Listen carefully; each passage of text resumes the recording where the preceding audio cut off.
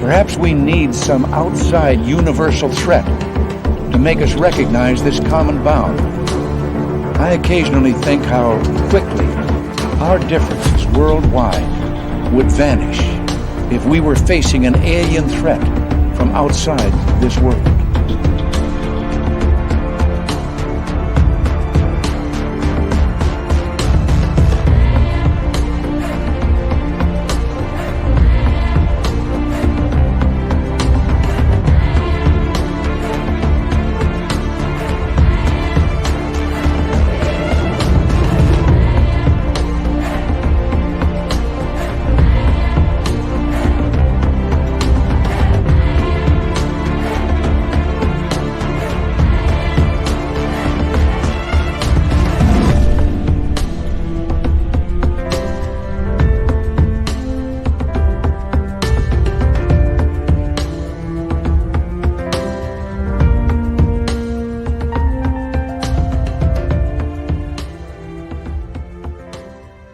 Good evening and welcome to Spaced Out Radio tonight. My name is Dave Scott. Very glad to have you here for a night where we get into the woo of Hollywood.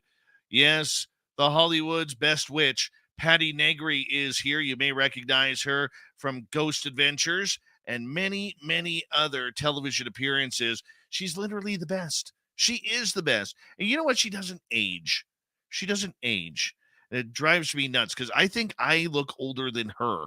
And, you know, she told me she was like around 700 years old, and I'm like turning 50, and she looks way younger than me, way younger. Dirty Filth is here as he's going to draw another cartoon for us tonight. And, of course, all of you starting off with Race Fan in the gold medal position and B taking home the silver, with Penny Van with a bronze medal. We appreciate that. Hi, Samantha Hazelwood Gray and Third Rock. Good to see you. Roy Boy, Adam Lakatos. Nice to have you here. Hi, Luscious Jules and Brown Dwarf again. Sky's the Limit is here. Sky's the Limit. We'll be signing autographs after the show. Line up to the left of the studio, if you don't mind, to the left of the studio. Obi Flat, Susie B, Toe Tag, Trace B. Good to have you here. Trace B will be signing autographs after the show as well. Line up to the right of the studio, if you don't mind, to the right of the studio. Paramarv, D. Cohen, Marlena, Jeff, Steve Garvey. He'll hit a home run for you. Jessica, nice to have you back. Jurassic Joey, thanks for joining us. Hi, Paradox Fossils. And Dogface Simon, all the way from Pattaya, Sweden, or Luleå, Sweden, pardon me, wearing, let's see, hold on, I got to think here. No, he was, no.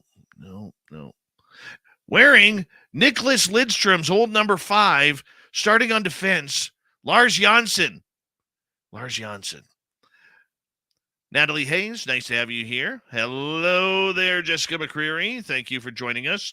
And let's move on here with roll call. War Criminal, good to have you here. Robert Lamont, Jen A, Bigfoot Rob, thanks for joining us. As we continue on, there's my man, Millennium. Good to have you here. Grandizer, thanks for coming on in. Hi, W. David Page. Doug Shelby is here. The Doug Shelby has arrived, which means we can officially start this show as we continue on with roll call. Let us say hello to our next contestant, Amy Vegas O. How are you, my dear? Good to see you. And who else we have? Let's see. Little Katie, how you doing? And number 12 in your program, starting at center ice from Stockholm, Sweden, Jörgen Johansson. There he is. He'll sign autographs after the game. Jack Clark, thanks for coming on in as we continue on with roll call here. Zazora, welcome back. Timber Hunter, this little Marquis Spender right there. I had to buy him breakfast this morning. Matthew Goodka, good to see you. Sweet Tony D, Zed2, Sparky Parker, Eric Markham, nice to have you here. Let's get the radio side going. Hello there, Big Tex. How you doing, Nick? Good to have you here. Hi, Deb from SAC. Crystal J, thanks for joining us. And Penny Van, turn up your speaker if you can't hear me because everyone else can. Let's see here. Mr. Catfish, thanks for joining us. And Wild Aloof Rebel, welcome. The Ferret, welcome back. And Stargazer, nice to see you. We're all caught up. The super chat is open. It's a wonderful way to support what we do on this show on a nightly basis. So thank you very much for coming on through. And, of course, you can get your Spaced Out Radio swag on our website, spacedoutradio.com. And we want to see you all in Las Vegas, May 17th, make that 19th through 21st at the Golden Nugget for a second annual fan party. Hi, Tim Mothman. How are you? Do me a favor, everyone. Get your horns up. Let's rock.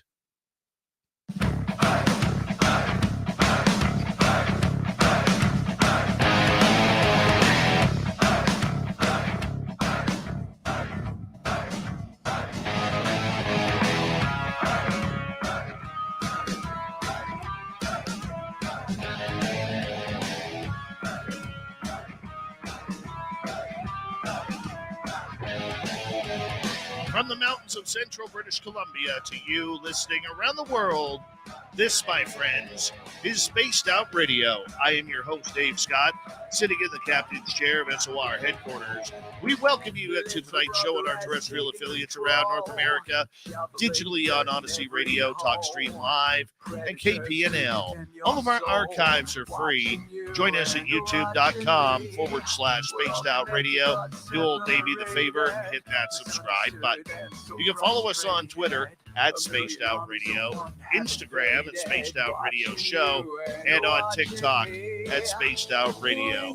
Our website is spacedoutradio.com. We have a plethora of features for you. Rock out to Bumblefoot, read the news wire, check out our swag as well.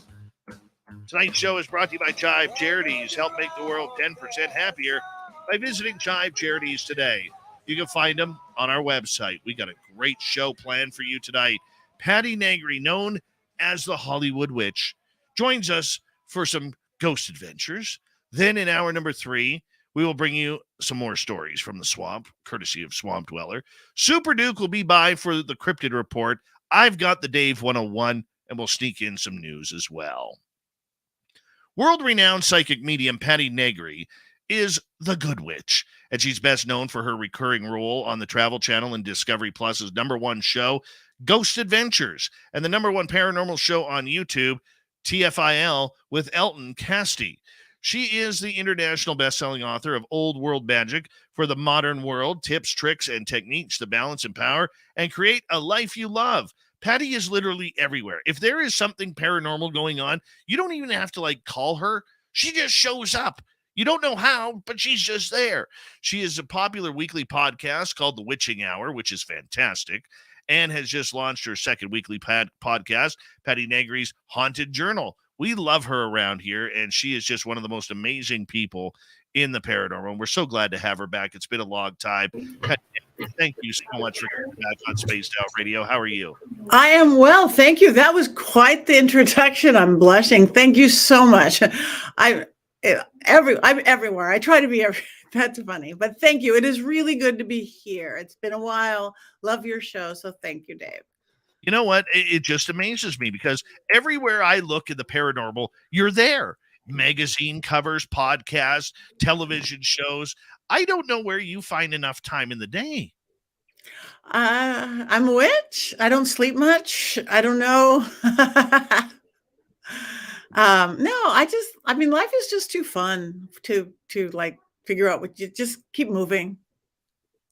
I know. I mean, this is something that you have dealt with your entire life. You've been a spiritualist your entire life. You've been intuitive your entire life. You are very well known, and due to NDAs, you can't say who, but you are very well known amongst the Hollywood elite who come to you wondering when they're going to get their next movie or when they're going to get their next TV show, because Hollywood is weird that way. But people just love you and gravitate towards you very easy. Well, thanks. Yeah, I'm just me, just saying, hey. So, but thank you. Yeah, it is. No, it really is, because, I mean, I am who I am, but I just like people. I don't. Yes, stars. Yes, everything. But it's just, we're the goofiest animals. I mean, I know you go out there searching for cryptids and Bigfoots and aliens, but we're pretty weird ourselves. in Very all the true. best ways. Okay, give us a weird Patti Negri story. Give us a weird one right off the bat.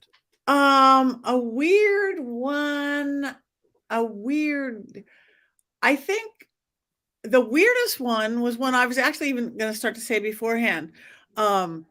Yeah, no, maybe I shouldn't even say it because it has to do with the Cecil Hotel. Because, and I know for people in Canada, when Ghost Adventures went there, he said people weren't real happy about it, but there was really nothing disrespectful in how what anybody did there. But when I went back there with ELTON, CASTEE, and that overnight group, I literally was channeling something. I was talking backwards. That is the weirdest thing I have ever done, Dave. I have opposite of dyslexia. I can't, like, if I got pulled over by a car, like police going, "Oh, have you been drinking?" No, do your alphabet backwards. I couldn't do it. X, Y, Z, Y, X. So I was sitting there channeling somebody. I thought I was just talking. I was in the hallway, and it was definitely like a drugged out person or whatever. And I'm rocking that somebody had to put their head, but I thought I was just talking away because it's always dream state for me. But all they heard was gibberish. And Corey, one of the main two guys, he goes, "We should play that backwards." And they played it backwards, and I was speaking English backwards. That's just weird to me. Cool, but weird. That is intense. That is intense. Is it the locations that will bring this weirdness out of you, or is it the energy that's involved with what's going on? Yes. I think the answer is both. I mean, as you know, every location is different. If I'm this little conduit and channeling, and everything's been weird lately. You know, the last couple of years, the pandemic and everything going on, we're weird and we're scattered, and so are ghosts and spirits and things. And I still think that the veil is thinning and more unexplainable to what they used to think of the science world is happening. It's gonna. So Patti, for people who may not be familiar with your history and everything, I mean, tell us a little bit about yourself, because since the last time you were on, we've grown exponentially. And that's awesome. I never get to use the word exponentially a It's a lot. big So I'm going word. to take advantage of it right there Um, because I pronounced it properly. But tell us how it all started for you. Oh, okay. I'm a native California girl. I'm a born typical middle class world, suburbia, Los Angeles. But I was talking to the dead since I could talk. Literally, I thought everybody could. I think kids really are born gifted. But in our modern Western non-mystical society, we make everything so left brain. It's like, oh, your imaginary friend. Well, they weren't all imaginary friends. I would get real information. Wasn't necessarily scary. There was nice ones and scary ones, and literally the people in the closet and under the bed, all that cliche kid stuff, but they were real. And my mom was always, "Yeah, grandma did that too." So, okay. And I was literally 7 or 8 years old when I did my first seance. Again, obsessed with the dead, but not in a morbid or dark way. Just, I like talking to them. So I literally went into the hallway where there were no windows, stuffed towels under the doors, realized I didn't know dead people. So I'm thinking Marilyn Monroe and movie stars, and my windowless, lightless hall filled with orbs going through and around, and just crazy. Ran out screaming with my best friend, Sherry Jones. But inside I was jumping up and down going, this is real and this is controllable, because I'm lifting the veil. Didn't know what I was doing, but I knew what I was doing. So, and then I've just been a seeker ever since then. I did keep it very separate. I mean, secret for a long, long time. Just because I was in a much more corporate world. Even when I was in the Hollywood world, I ran a very corporate production company. So it's like, these people cannot know that I talk to dead people or that I dance around bonfires in a cloak. I'll just keep that secret. Until about 2008, and there was that horrible economic crash, and corporate entertainment became a dirty word. Reality TV was going like this. And somebody who knew my ability with seances to lift the veil and where everybody could see and sense, they're like, "Oh, Patti, we need you to do a seance on this TV show." I'm like, "No, I'm sorry. That's my private life. I would love to help you, but I can't. No, please. No, I can't. Please." And I'm looking at my empty calendar going, oh my gosh. And I'm like, well, what's the name of the show? And they go, well, it's called Mobile Home Disaster, and it's on country music television. I'm like, well, nobody will watch that, right? Who would watch a show called Mobile Home Disaster on country music television? So I'm like, okay, oh, yeah, I'll do it. And it was so amazing. I got to help this little human girl because they thought she was crazy because she was, you know, she was drawing circles on the ceiling like portals. It's like, no, there's portals on the ceiling. I got to help a spirit. And it was like, and they followed me around with cameras. I didn't have to memorize. I'm like, this is great, but no more. I can't. Then of course it aired a couple months later. And my very first phone call the next morning was from my biggest corporate client who I did shows for, their bank all across the US. And they're like, hi, Patti. Hi. I saw you on TV last night. I'm like, oh, I didn't know you were into the paranormal. I'm like, yeah. And my voice is getting higher and higher. I'm like, oh God, I'm never going to work for Bankity again. And they're like, I love the paranormal. And proceeded to tell me their best ghost story. I'm like, what the heck am I doing here? This is who I am. Actually, my two worlds don't have to clash. So I'm out of the closet. I'm out of the broom closet. I'm out of the psychic medium closet, out of the witch closet. And it's just, I don't have time to do corporate shows anymore, because I am here sitting smack dab in the middle of Hollywood. I do know television, and I've never regretted it and never looked back. And now, I mean, you have the reputation as being one of the top people in your field. You are trusted with the personal lives and information of so many. I mean, did you ever think it would get to that point where, all of these famous people would be clamoring around you saying, Patti, when am I going to get my next role? Or Patti, when do I get my next Rolls Royce? Yeah. No, I would never think it. A couple of funny moments that hit me. I mean, I can't talk about most of it, but this one I can. Young people may not know who he was, but Aaron Spelling was a big producer in the 80s, produced Love Boat and Fantasy Island. And he revolutionized TV in the 80s. Well, he was long dead, but he had the biggest house in Los Angeles with Candy Spelling and Tori Spelling, the most expensive, biggest house. And I was called to clear this house. And I got there. It's like, oh my God, this is a 500,000 million square feet. I should have charged more. No, I'd say, but I literally, and the owner then was like billionaire, of course. And I'm having him do this clearing, and we have knives and drums, and we're up in the mess. I literally had to get the ghost of Aaron Spelling out of the house so this guy could sleep. I had to practically go through like army security to get into this house going, this is the weirdest thing. If anybody knew what was going on. So it was great. It was, and then the other one that, Phil Spector, he was a big music producer, invented the wall of sound and I don't know, Beach Boys kind of stuff. Well, he went to jail for actually killing a girl I knew. And I had to clear his almost becoming ex-wife. This is why he was still alive a couple of years ago.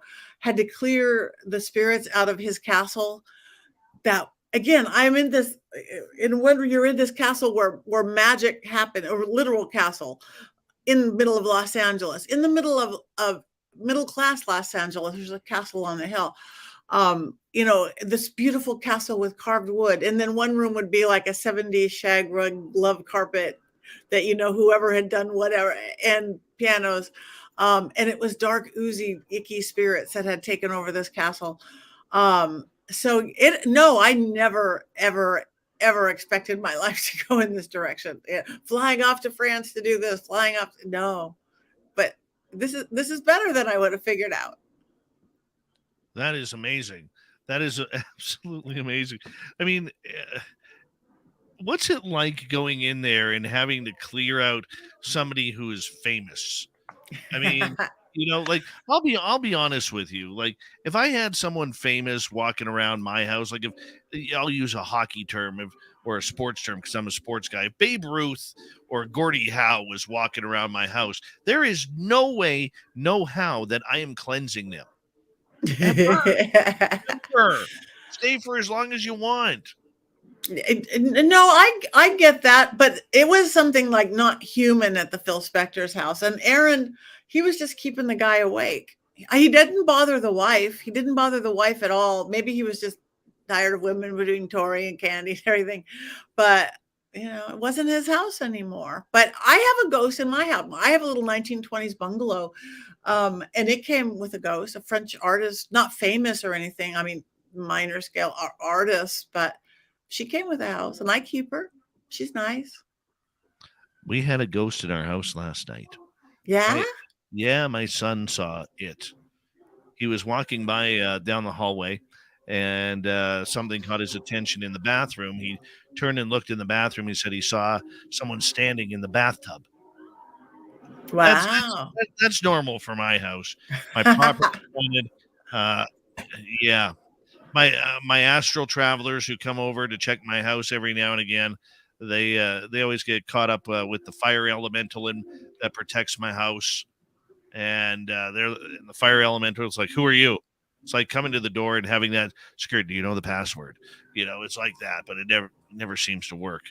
But nonetheless, yeah, we got a lot of fun happening up here at Chateau SOR. I think that it keeps life interesting. My ghost Adrienne, she's very, very, very protective of us. She's done weird things like take pictures out of frames when she was like mad at us. She likes roses. We got married here like literally 20 years ago. She was shooting roses out of my bouquet, and the neighbors who had this house when we were here when she was alive, like, oh, that's Adrienne. Everybody knew.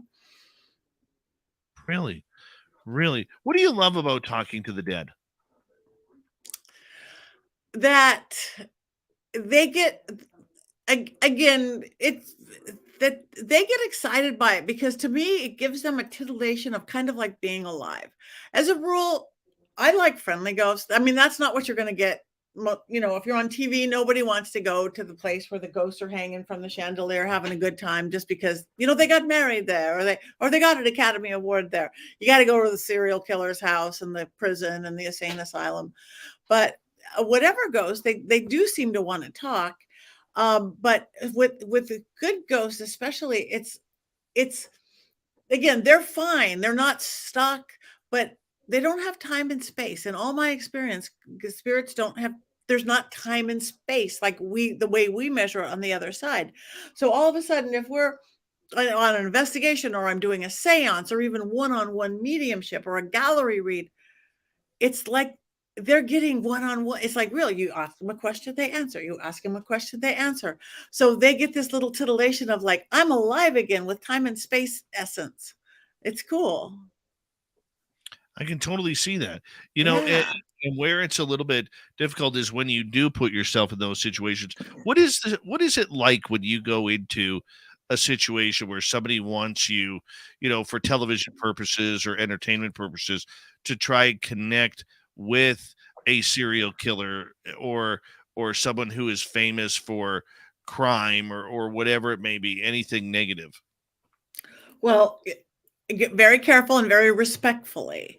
I mean, whenever there's been a lack of respect with anybody, that's when things have had trouble. That's when I had the fire at the Marilyn Manson's house. That's when, and I'm going to say, and if I am channeling, I'm not going to I literally do it in percents like math. Here's 100% of my body, step on in. You get 60%. I'm going to keep 40%. So you can't just take over. But you do have to be careful. I think, other than the fire thing, at my very own home, which is really warded and really protected, because I know what I'm doing. I've studied this my whole life, metaphysics, science, occult sciences, religion, philosophy. So I know what I'm getting into. It's like, don't go swimming. I don't go in the deep end if you don't know how to swim. But I was at my own house, and we were doing before I started my witching hour, I had a different one. It was kind of a seance in crime, because everybody likes true crime. And I had the most famous AP reporter coming over to my house, Linda Deutsch, who the #1 AP. She got famous on Charles Manson and O.J. Simpson and Michael Jackson. Knows all the. She's just this crime reporter. But we were doing a thing on the Black Dahlia murder on because I live like a mile from that house, and I've done a few things there, both Ghost Adventures, and I did another TV show there. I've been there, but we were at my house.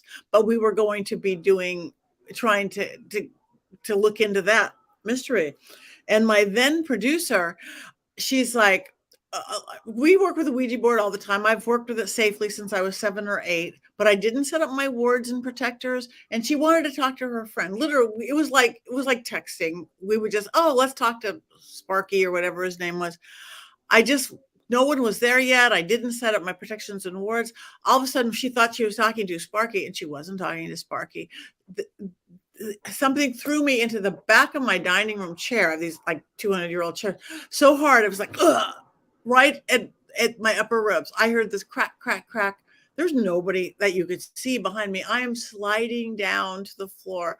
And my producer's like, she's like, are you all right? And I'm like, I'm really not. And I always say I'm okay. I literally could have like, my leg is cut off, but it's okay. It's a flesh wound. I'm okay. We're good. But I'm like, I think I'm going to die. I thought I had broke ribs, but literally I had to go to emergency room.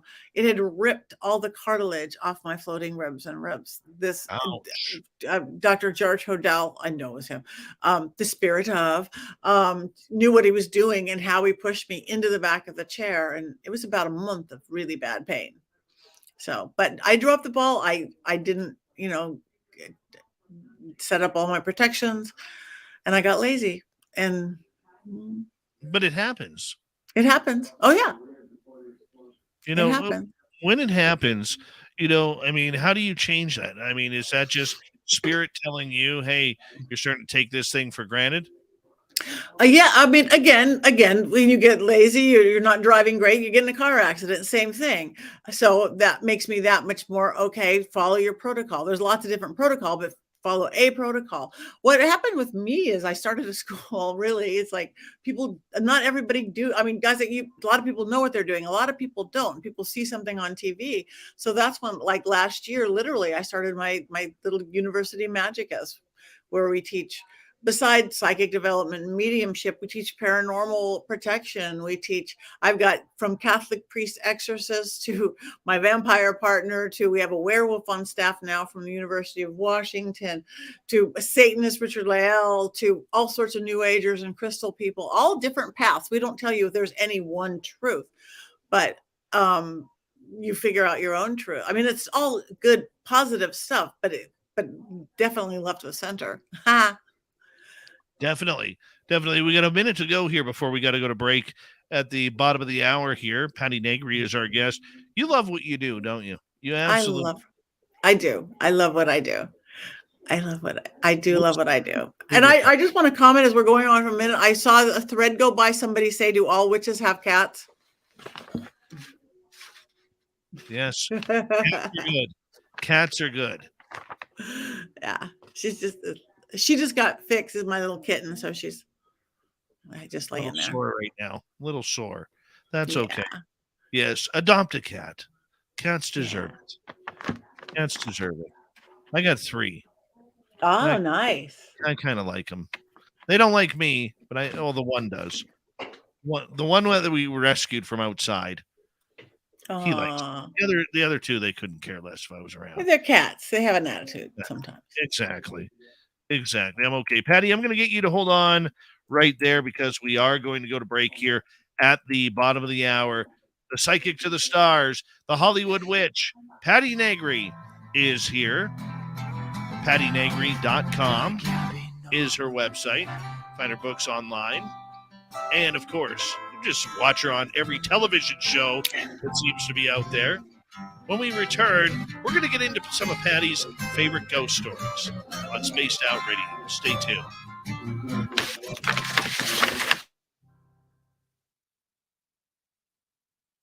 All right, we are clear. We got 5 minutes. Our audience on YouTube can still hear us. Our radio audience cannot. Ah, how fun. Yes. Yeah. I'm trying to figure out what we're drawing here. This is pretty cool. Well, let me bring it up here for you. Hold on. See what Dirty has for us. He loves his watercolors, so sometimes it's a little tough at the beginning while he's just outlining everything. That's what he gets for being right-handed.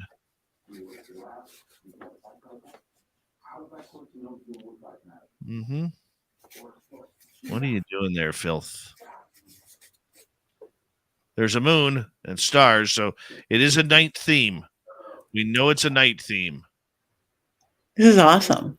Ah. He's great.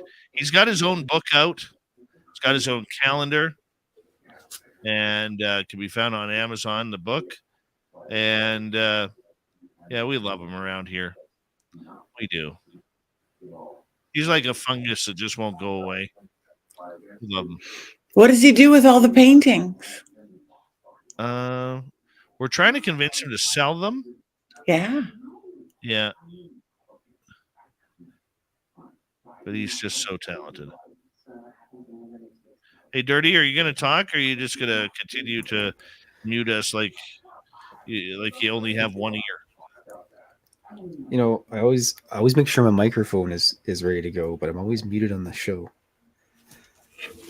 So I'm just rambling away to myself here. Like, said thanks, Dave, about 1,000 times. Mentioned my cats. Holy, sorry. Where is Blob tonight? Blob is downstairs with Mrs. Filth and the kittens, and Whiskey's being grumpy by herself in the basement. Oh yeah. What's Whiskey pissed off about? She still doesn't like the kittens too much. Oh. Yeah. I could see that. Too much energy. You got like 5 cats now? 4. Wow. All farm cats. Like they came from a farm. That's cool. Any dogs? No, unfortunately, I don't have enough space for a dog, so I can't have one. A friend of mine, their dog went running away for like 3 weeks, and she just found her dog emaciated walking down a road last week. Her dog was 140 pounds. When she got him to the vet, he was under 80 pounds. Oh my God. Yikes. Yeah, and the only health issue the dog had after 3 weeks of not eating was his tail was a little frostbitten. So he lost half his tail. That's it. He's so lucky, though. She's so lucky. Wow. Yeah. Yeah. It's one. Oh, what kind of dog is it? Oh, it's a gorgeous dog. Big dog. Kind of looks like a giant pit bull. Staffordshire. No. You know what? And I know I'll wake up in the middle of the night yelling the breed of the dog.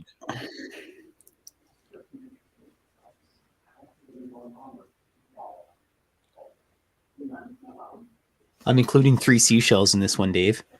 Nice.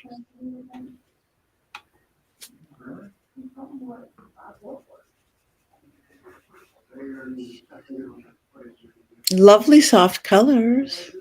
Thanks. That's Dirty. He's very gentle that way. It's, a good friend of mine gave me these paints, and they're just incredible. It's kind of, Jenny, it's kind of like a Mastiff, but it's not a Rottweiler. King Corso. That's it. Thank you, D. Cohen. King Corso. Hello, Thin Lizzie. All right. We've got about 45 seconds here. Thank you to Crystal for the super chat, kicking things off tonight. Super chat is a wonderful way to support what we do on this nightly basis. Reminder, I will be in San Francisco March 17th through 19th for UFOCon 2023. Go to UFOCon2023.com to get your tickets. And I will also be in Las Vegas May 19th through 21st for the second annual Spaced Out Radio fan party. Everyone is invited. Everyone. So if you want to come, just tell me you're going to come. Tickets on sale. Go to info@spacedoutradio.com. Here we go, everyone.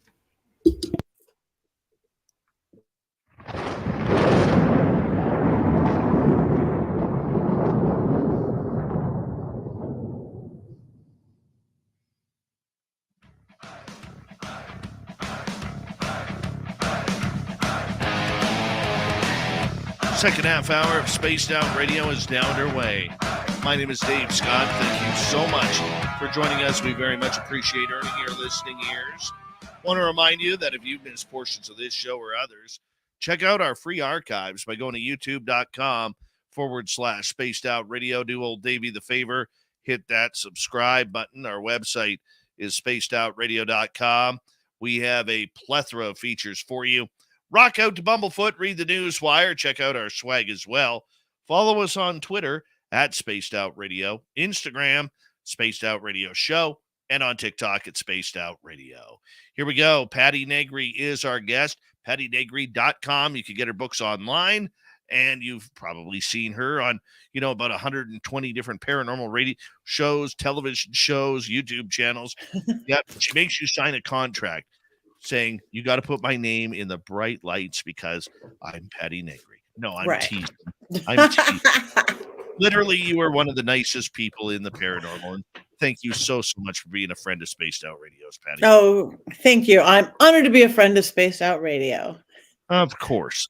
But, you have been doing this for a number of years. I mean, you're only like 29 years old. Yeah.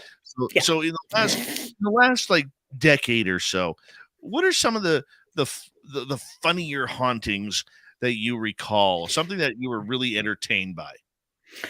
Oh, okay. The funniest one was like, was not even the paranormal part.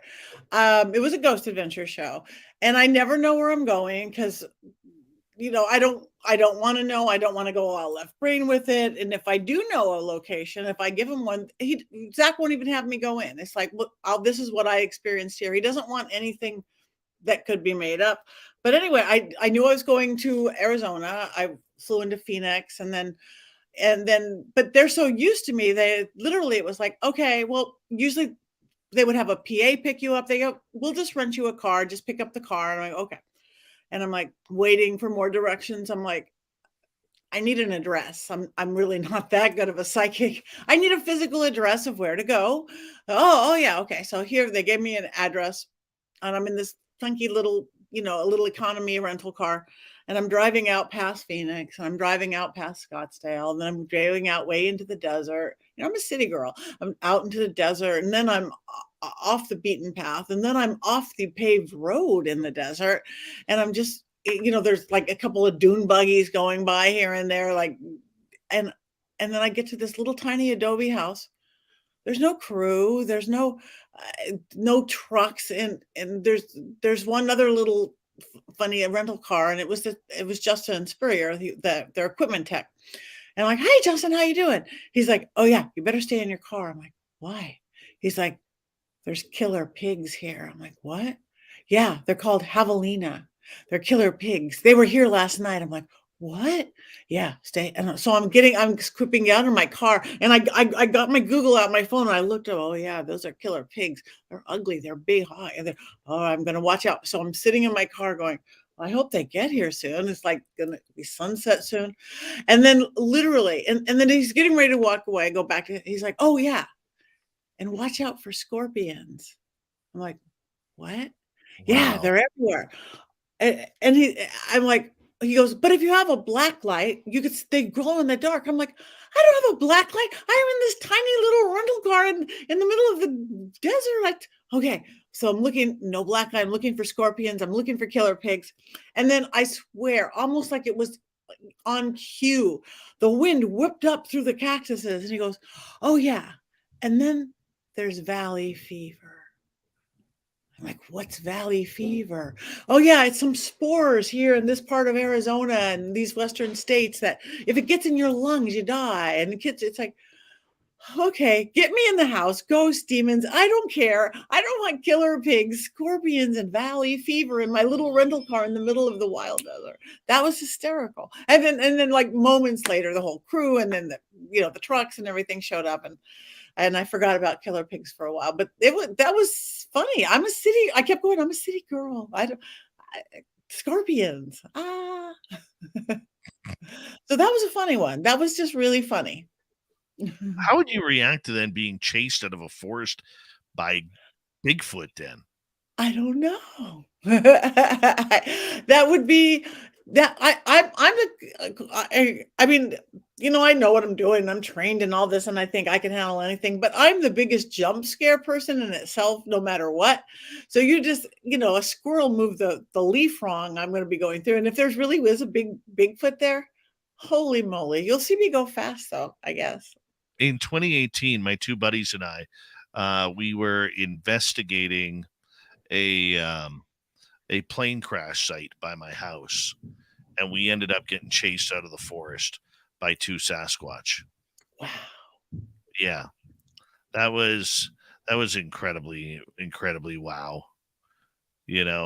And gone back there since, and haven't had any contact. But that's okay. That's okay. Wow, I mean, were you on foot? Did you have a car to jump into? Oh no, our Ah. car was probably 300. Well, our truck was probably 300 yards away. So Scary. we had to go down a hill, into a valley, up a hill to get to the vehicles. Yeah, it was crazy. Absolutely crazy that day. But hey, I would do it again. I would do it again. For you, being around hauntings is something that is a part of your life. Is there a favorite haunting that you have from a famous location that just sticks with you? I think one of my favorite places to go again, because I like happy ghosts as well as the crazy ghosts and all that. I really like Virginia City, Nevada. I've been there several times with different things and paracons and filming. We have a thing ready to come out with ELTON in the overnight crew. We took over the whole city. I think because old mining towns, I live in Los Angeles. There's nothing old. It's not like when you go back east, oh, there is places from 1600 and stuff, but not out west. Or you go to Europe, oh my God, there's places from 1200, but not out west. We don't have anything more than 100 years old, maybe like my house. But the oldest thing we have is mining towns. So Virginia City, Vulture City, Nevada City, anything with this Butte, Montana. I flew to Butte, Montana a couple of years ago. For that, they wanted me to figure out why it was such a high suicide capital. I figured it out the second I got off, and that's funny because Dave Schrader and Cindy Kaza did a whole series last year on this. Like I did that already, not on television, but it was pretty cool. But Virginia City, I think because they're colorful ghosts. We're not in a prison. There's rough and ready because rough and ready miners and the girls and everything, but it's just so active there. I think probably because it is a mining town, so you're going to get the extra charge from the metals in the ground and the quartz crystals that's in the ground and everything that's there. But it's never a dull moment. Whenever I go back, it's not like, oh, I've been to the Washoe Club, oh, I've been to it, but it's cool. See, and what's interesting about that, and why I would love for you to come up to where I am, is that's the start of the Gold Rush Trail. The Gold Rush Trail behind me is 3/4 of a mile away. Really? Same trail. Just about 2,000 miles apart. And it's haunted as anything. Haunted as anything. I would love to take like 2 months, a camera crew and 2 months. You could only do it on YouTube or some streaming area, but just literally walk that trail from start to finish. Wow. Or take an ATV or whatever along it and just catalog the amount of ghost encounters or strange encounters that you would have along that trail. I think it would be phenomenal. Yeah, I think it would definitely be roughing it, but then you're going to probably get the ghosts and the Bigfoots, right? Mm. Oh, and probably a few aliens as well, because Aliens, everything. you never go wrong with a few aliens, Yeah. you know. But for you, do you prefer ghost hunting on your own, or channeling, or seances on your own, rather than in front of the camera? Um, I think I am so used to the camera. Um, not there's not a big difference other than yes, you have some, you're the camera, you don't just go off whenever you want to. You have to wait, and there's a lot of sitting around waiting. Though with TV shows or the YouTubers, it's not like regular TV where you sit away for 8 hours. The cameras follow you around. So, but no, I don't. It doesn't. It's just not that different to me because I go into this weird spirit space. So I'm not going to even notice if there's a camera there or not. The spirits do, though. The spirits. That's why it's really good to be with a good crew. And I don't just mean the camera crew. I mean the investigator crew, because the spirits are going to see if somebody goes in there that isn't respectful or something. What's the strangest thing that has happened to you while on a ghost adventure? Not the television show, but Right. going out on an investigation. I think I'm still never ever gonna top the one the spontaneous combustion. I don't know if I talked about that one on your show or not. No. Yeah. Okay. And this is in my neighborhood. I live in an old Hollywood, the very first movie enclave, 1920s, right under the Hollywood sign. And it was like it was peppered of like little worker cabins and then movie star homes and worker cabins. Mine was one of the little bungalow cabins. Next door was Mary Pickford, the silent star, her dressing room. Across the street was Frank Capra, where It's a Wonderful Life. So it's this very creative. There's this one house built in the 20s, just around the block, by Charlie Chaplin. There's a lot of Charlie Chaplin houses in the neighborhood. He bought them for his girlfriends and whatever. But this house it looks like it was built like by a Masonic lodge. It's like, oh wow, there's 12 of those. Wait, the spiral staircase. Literally there is a compass drawn in the wood floor when you walk in the door. So like made for ritual, made for magic, made for energy pulling. So it was built in the 20s by Charlie Chaplin for one of his girlfriends, Mary Astor. She was a silent movie star. And it was a party house for years, just crazy the way, however they partied in the 20s and 30s. In the 60s, the Rolling Stones manager bought it. So the Stones stayed there, Mamas and Papas, glam parties, all these creative, my God, high energy people. Then they moved out. And then the person who invented the real life sex doll moved in. And he said it was even weird for him, moved out. And then my neighbor, Marilyn Manson, moved in, was my neighbor for 7 years. He recorded in the basement. It's always the dirt basement. And he even moved out. It was a little too weird for Marilyn Manson. But we were doing a seance. It was a documentary called it the Mary Astor House, how it's been so haunted and just known forever. And there was young people around my seance table. And whenever anybody's not too far in their 20s, past puberty, there's so much life force. That's when things happen. Just like that's when you're going to get poltergeist activity, because they have so much life force. So we're in this small room, even though it was like a mansion-y thing for the 20s, rooms were smaller back then. A big crew. We had a 4-camera crew, and we were getting great stuff. But this one kid kept getting kind of disrespectful. And I didn't keep him in line good enough because he was saying idiotic stuff, and big in life, big in death. Bob the quiet banker is going to be Bob the quiet ghost. If you're some old movie mogul, famous or not, you're going to be big and theatrical. There was these 3 spirits there that was one of them especially big and theatrical and did not like the smart aleck kid. So first really cool things were happening, like the French doors flew open and everybody's screaming, and in the producer side of me, it's like, wow, it's like special effects, but I would never ever fake anything. It's like, wow, close the door. And then that happened again. We're working with the Ouija board, we're working with spirit, and then but I'm feeling this tension, like building it, almost like there was a soundtrack, but no, it did building. And then all of a sudden a speaker came on the floor. The old school, like how big can your speaker get?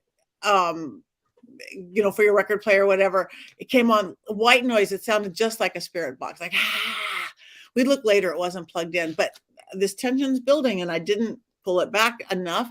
We're working with the Ouija board again. And all of a sudden, we were getting this information of something that had happened back in 1932 or something.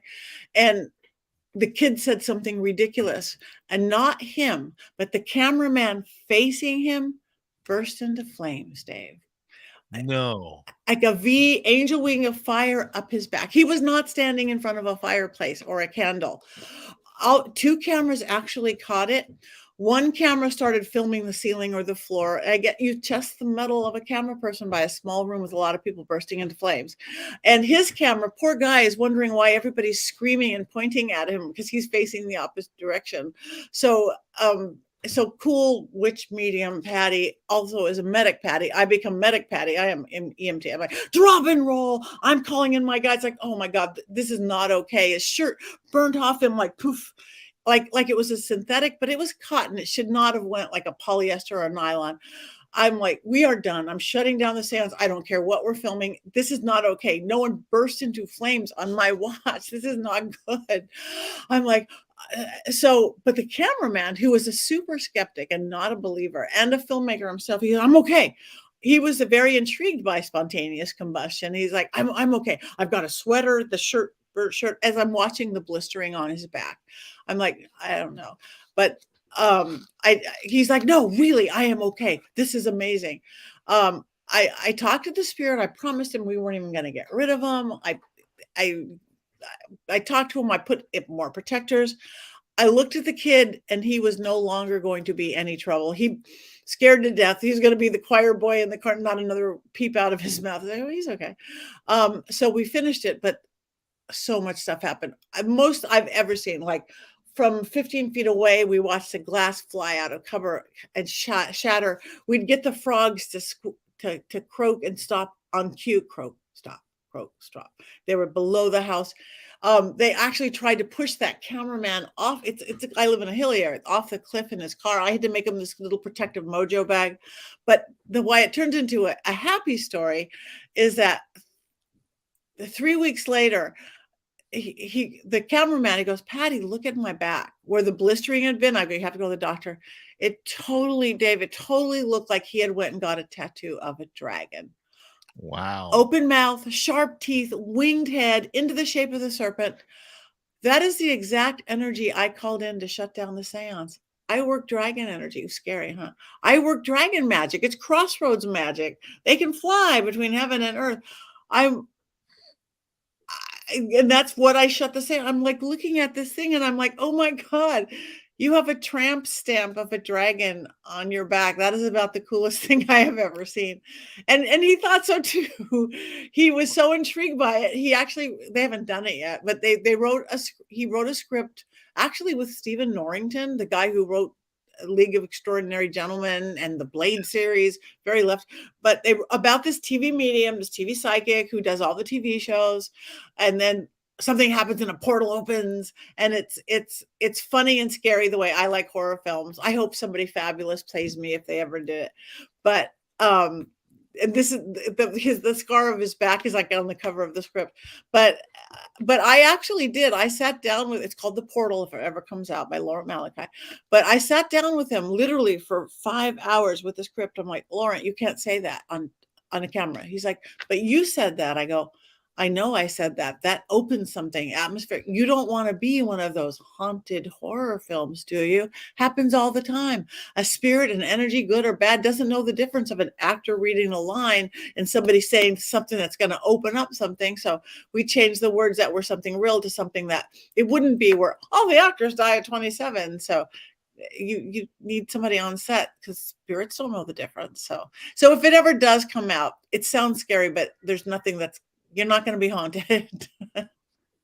Getting back to the whole spontaneous human combustion thing, that is just something that we don't hear about happening much anymore. No. It seemed to be a real thing from the 50s to the 70s, early 80s, and then it's just seemed on the way of the dodo. And why do you think that is? Well, mystery. I think it's a mystery. I don't know. Maybe there was some, and I'm very elemental in my magic. You have fire spirits, fire and air, water and earth. It could be that whatever that time in history, there was just leaned a little too far to the fire element, or maybe because we didn't have as many protections. Now we have fireproof clothes and fireproof this, and our candles are special. And I mean, not that there was a candle in this particular thing, but we were in an old 1920s house. Um, I can't, other than that, than just the balance being off, or that clothes used to be more people used to be more flammable, hairspray, they wore Aquanet. I don't know. I could come up with a million reasons and I have no idea. Do you think it's spiritual though? Yeah, I do. I think it's energetic spiritual. Yes, I do. Interesting. I just couldn't imagine what that would be like. Couldn't imagine whatsoever what that would be like to all of a sudden break out in flames from the inside. I mean, No. you can't escape that. No. You can't play. Yeah, well, luckily this guy did not from the inside out. It was his back. His back burst into flames. Like they look like angel wings of fire. Incredible. Incredible. We got about 3 minutes to go before we got to go to break at the top of the hour. Patti Negri is our guest tonight on Spaced Out Radio. Patti, out of all the hauntings that have stuck with you, is there a quick story you could tell us about one that really affected you emotionally? I think, yeah. It was on Ghost Adventures. It was this little house in Reseda. And it had so much dark, again, big drug history, which again is going to bring in the dark stuff. These poor 3 guys who lived there, who had actually inherited from a drug, they were so tortured. And I think it was extraterrestrial and demonic and everything else. There had been like a death in every single room, 7 or 8. A star's adult child died soon after we filmed there. This house ruined these guys, the young guy's life. One of them is now dead. I tried to clear it for years and years before I brought Ghost Adventures out. After I brought, and it just broke my heart. Wow. Well, Yeah. why do you think that affects so much outside of the place? I don't know. This is in the San Fernando Valley in Los Angeles. And I think they even had an expert on the show that too. Very near where the big 94 earthquake was. Very Right. much Native American land, very much that the whole valley is. So I think so much what happens, especially when it's outside, it is ground up.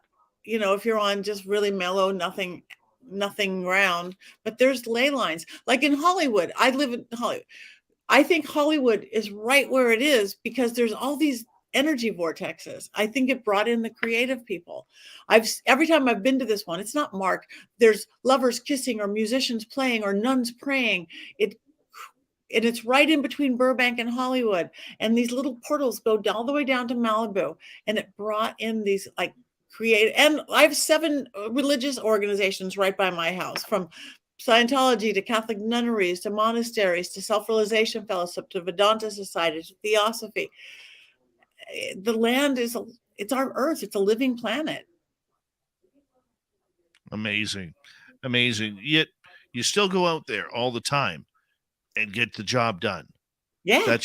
That's your mantra. Yeah. Let's go. Is there any 20 seconds? Is there any scenario you won't take on? I don't know. I haven't found it yet. Not out of fear. I mean, I won't do something that I think is out of integrity or unethical or not in my sense of virtue. I won't. But I don't know what that means yet. I'm not going to torture a ghost or torture a human or lock anybody up in a weird thing. But not out of fear, like, oh, that's too haunted for me. Patti Negri, we have her for another hour here on Spaced Out Radio. And we'll take more of your questions. Let them build up. Her website, pattinegri.com. Find her on Ghost Adventures and other TV shows. Her books are on Amazon and other online stores. We'll be back with hour number 2 next. we're going to have a 6-minute break here. So I'm going to turn everything over to our good friend Dirty Filth. You can see he's added a little bit more color there. And Yeah. you need to step away. That's fine. Filth, don't forget to turn your microphone on. There he goes. I still Hello. can't see what that is, but it's pretty.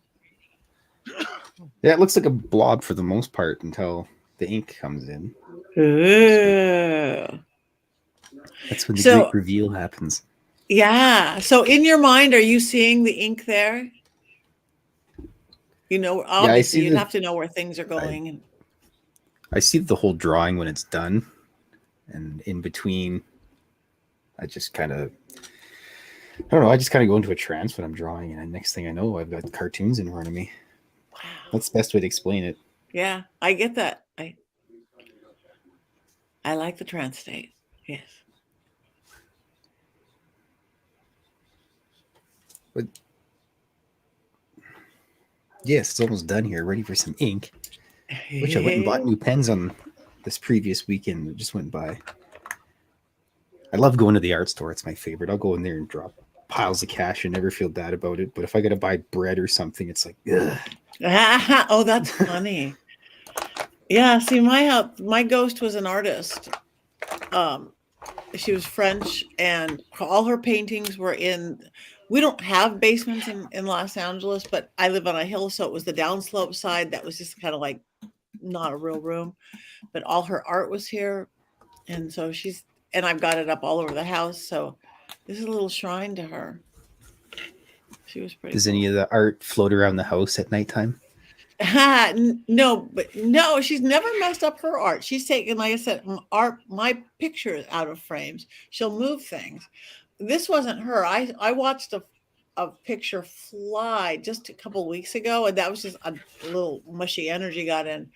A photograph fly off the wall when nobody was around, but she doesn't hurt her art. But she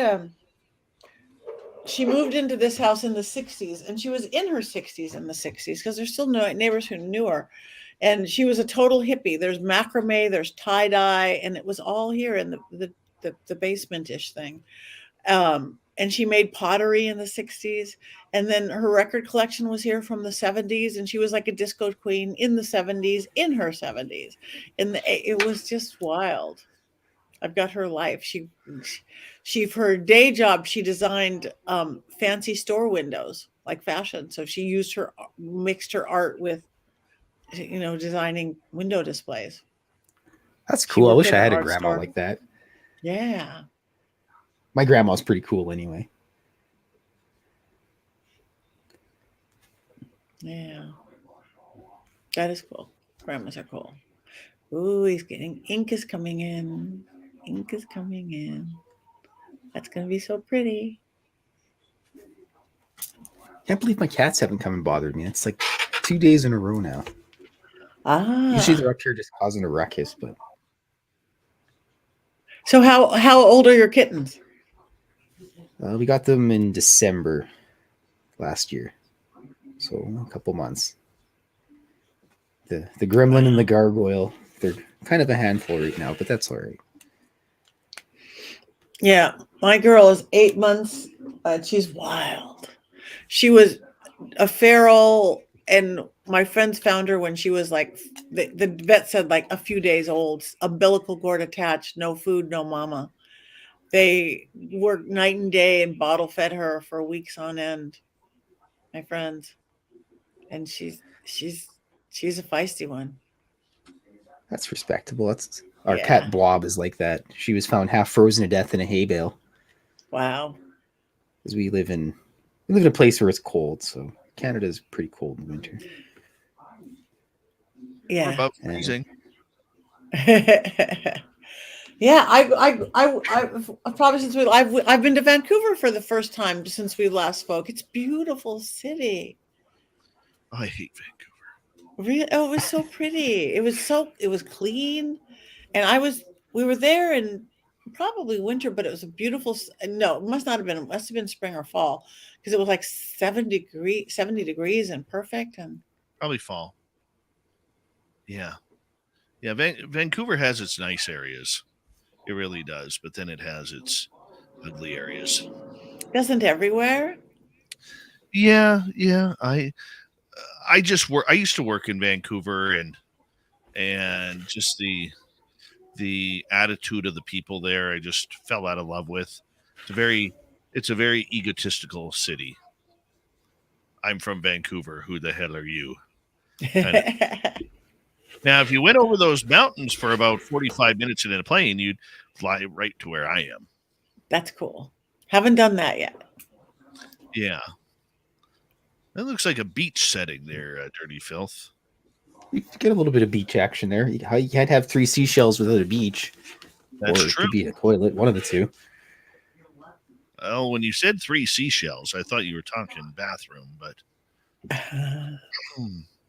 we have about 30 seconds here. Thank you to Crystal and Deb for the super chats tonight. The super chat is a wonderful way to support what we do on this show on a nightly basis. Don't forget, if you're around San Francisco, California, March 17th through 19th, join me at UFOCon2023.com. Science Bob will be there, Lori and Fenton, Melinda Leslie, and many others that you would love to hear their stories. And then, of course, our second annual Vegas party.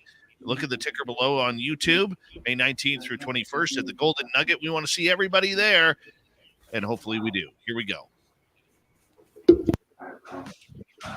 You're listening to Spaced Out Radio with Dave Scott. Follow Dave on Twitter at Spaced Out Radio and on Facebook, Spaced Out Radio Show. Hour number 2 of Spaced Out Radio is now underway. Thank you so much for joining us. We very much appreciate earning your listening ears wherever you are on this beautiful planet we call Earth. Hello to everyone listening in on our terrestrial affiliates around North America, digitally on Odyssey Radio, TalkStream Live, and KPNL. All of our archives are free. Join us at youtube.com/Spaced Out Radio. Do old Davey the favor, hit that subscribe button. We're also on every major podcast network, iHeartRadio, Spotify, Apple iTunes, you name it, we are there, so you can download it as well. Our website, let's go to the Desert Clam first. The Desert Clam has set the password for tonight in the SOR Space Travelers Club. Zonin. I don't know how to pronounce it, but the Clam sets a password each and every night right here on Spaced Out Radio. Our website, spacedoutradio.com. We have a plethora of features for you. Rock out to Bumblefoot, read the Newswire, check out our swag as well. Follow us on Twitter at Spaced Out Radio, Instagram at Spaced Out Radio Show, and on TikTok at Spaced Out Radio. Patti Negri is our guest. She is the wonderful Hollywood witch. She loves casting spells of love, peace, and light. Yes, her website, pattinegri.com. You may recognize her from the television series Ghost Adventures. Patti, thank you so much for being here with us tonight. Oh, my pleasure. Thank you for having me. This is fun. It always is fun when you're around. It always is.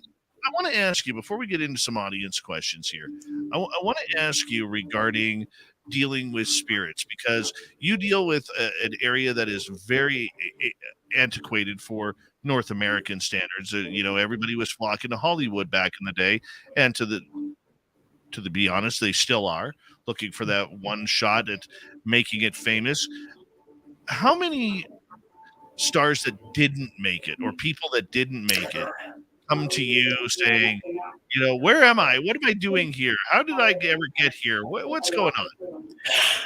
Yeah, I mean, and it's not that if they came here for stars or this or that, but people in every walk of life go through that. What am I doing here? What's going on? I've lost my path along the way, especially the last couple of years. But what I really actually like about living here in Hollywood is that it's like the dreamers come. You come from everywhere in the world, whether you want to be a movie star, or a rock star, or a writer, or whatever that is.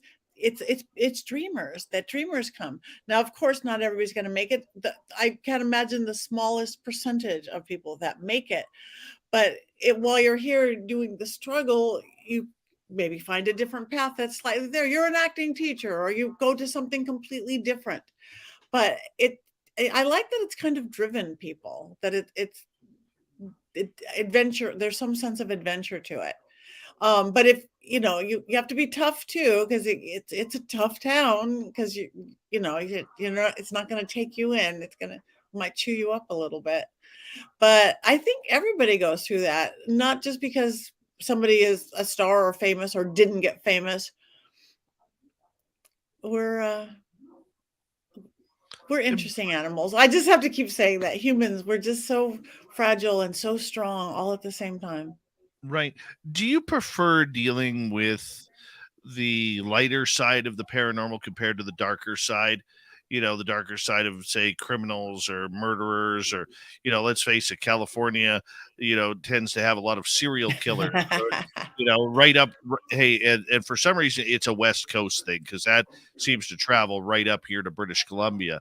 But maybe it's the water or the air, I don't know. But just your thoughts on dealing with a spirit that's more of the light compared to spirits that are more of a darker side.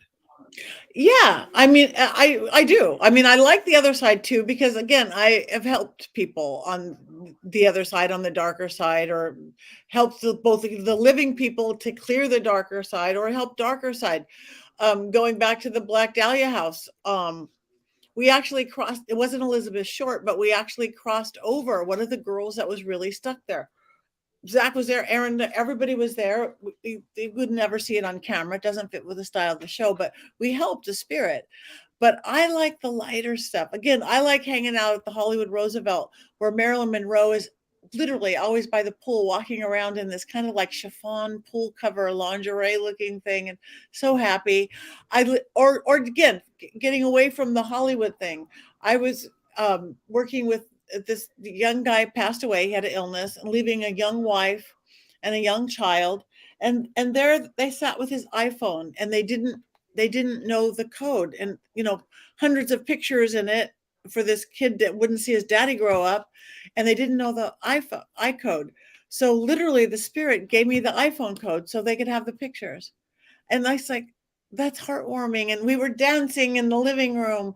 And it was funny because that was about the same time that there was big national news here. I don't know about there, that there was some crime thing or murder thing. I don't know what it was, but the FBI wanted Apple to give us the code so we can get into the phone, and Apple refused to do it. So they couldn't solve it. I'm like, well, I should have just talked to a medium and used a Ouija board. What? But I do like that life inspiring kind of stuff. Yeah. No, that's absolutely incredible. That you would get that, and a spirit would be that generous to give it back. Because I know if I go, I'm keeping all my passwords. Keeping all my passwords. Nobody's getting into old Davy's Facebook. Just let it that's funny. Just let it Yeah. sit there. But that's quite okay regarding everything. Let's get some audience questions here, because they are starting to build up. Let's start off with Raz here. Is sleep paralysis the aliens or succubus and demons' fault? I think it could be almost a bunch of things. I think it really is a medical condition. Part of it is like a nerve, I can't move condition, and it's not paranormal. I think it definitely can be a spirit setting on somebody, sexual or not. I'm considered expert in spectrophilia too. And I personally don't know enough about extraterrestrials or aliens, but I think I actually hung out with someone when I was a kid, didn't know what they were, but I think it could be any of the above. But it's because we are in a vulnerable space when we're asleep.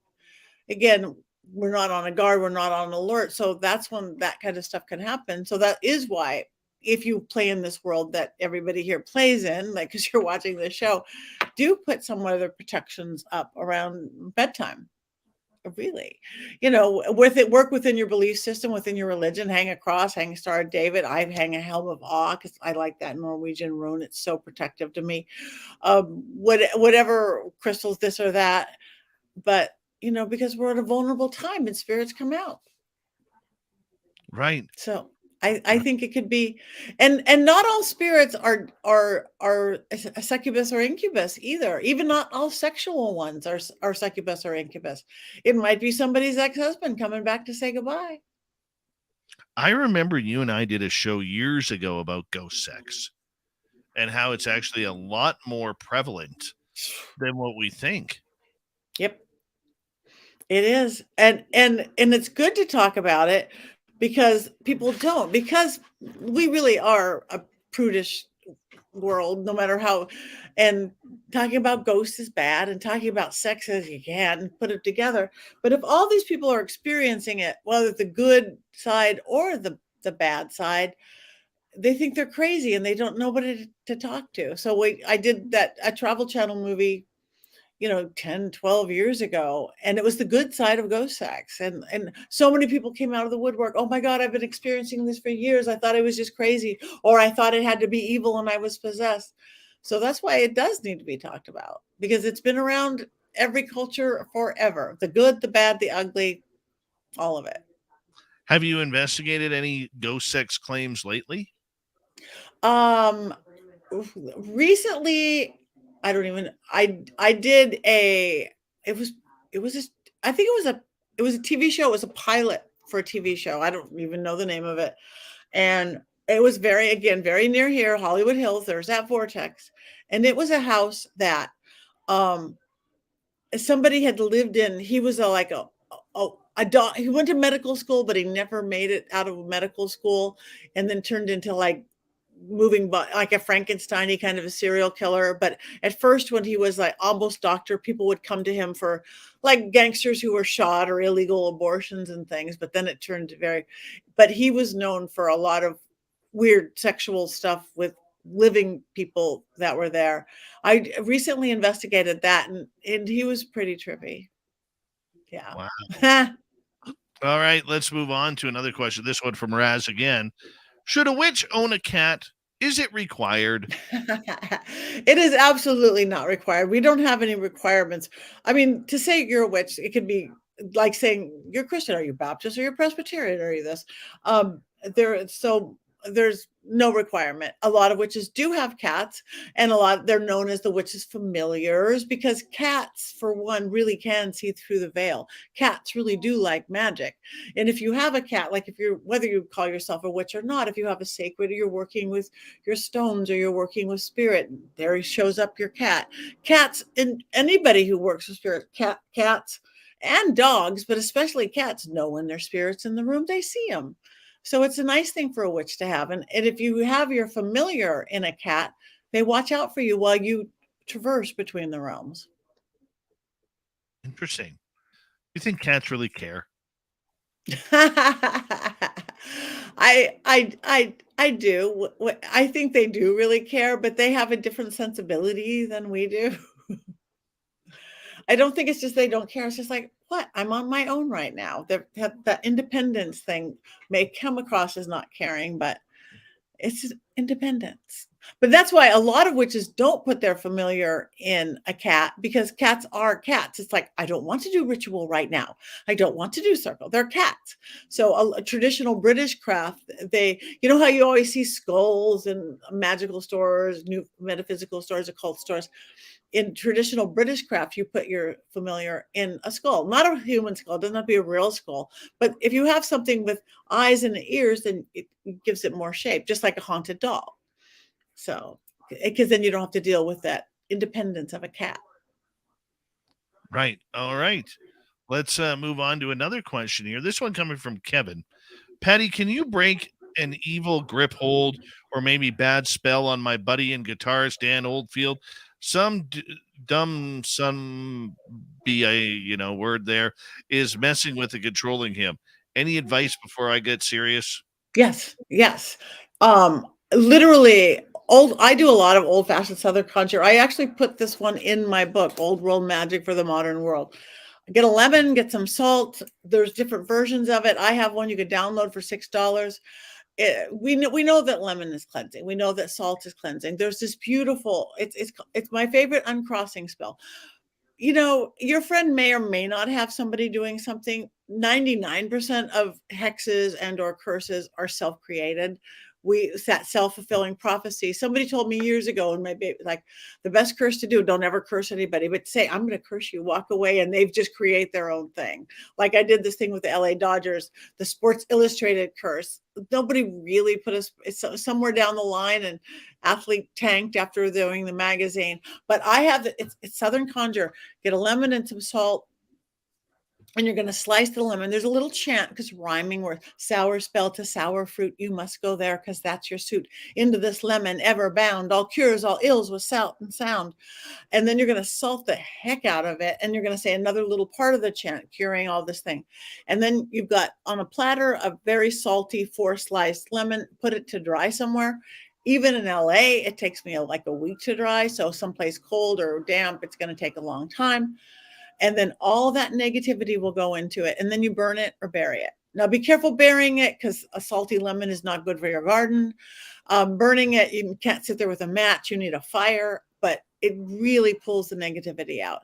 Watch it. If it molds, that means somebody really is throwing. So burn it or bury it and do it one more time.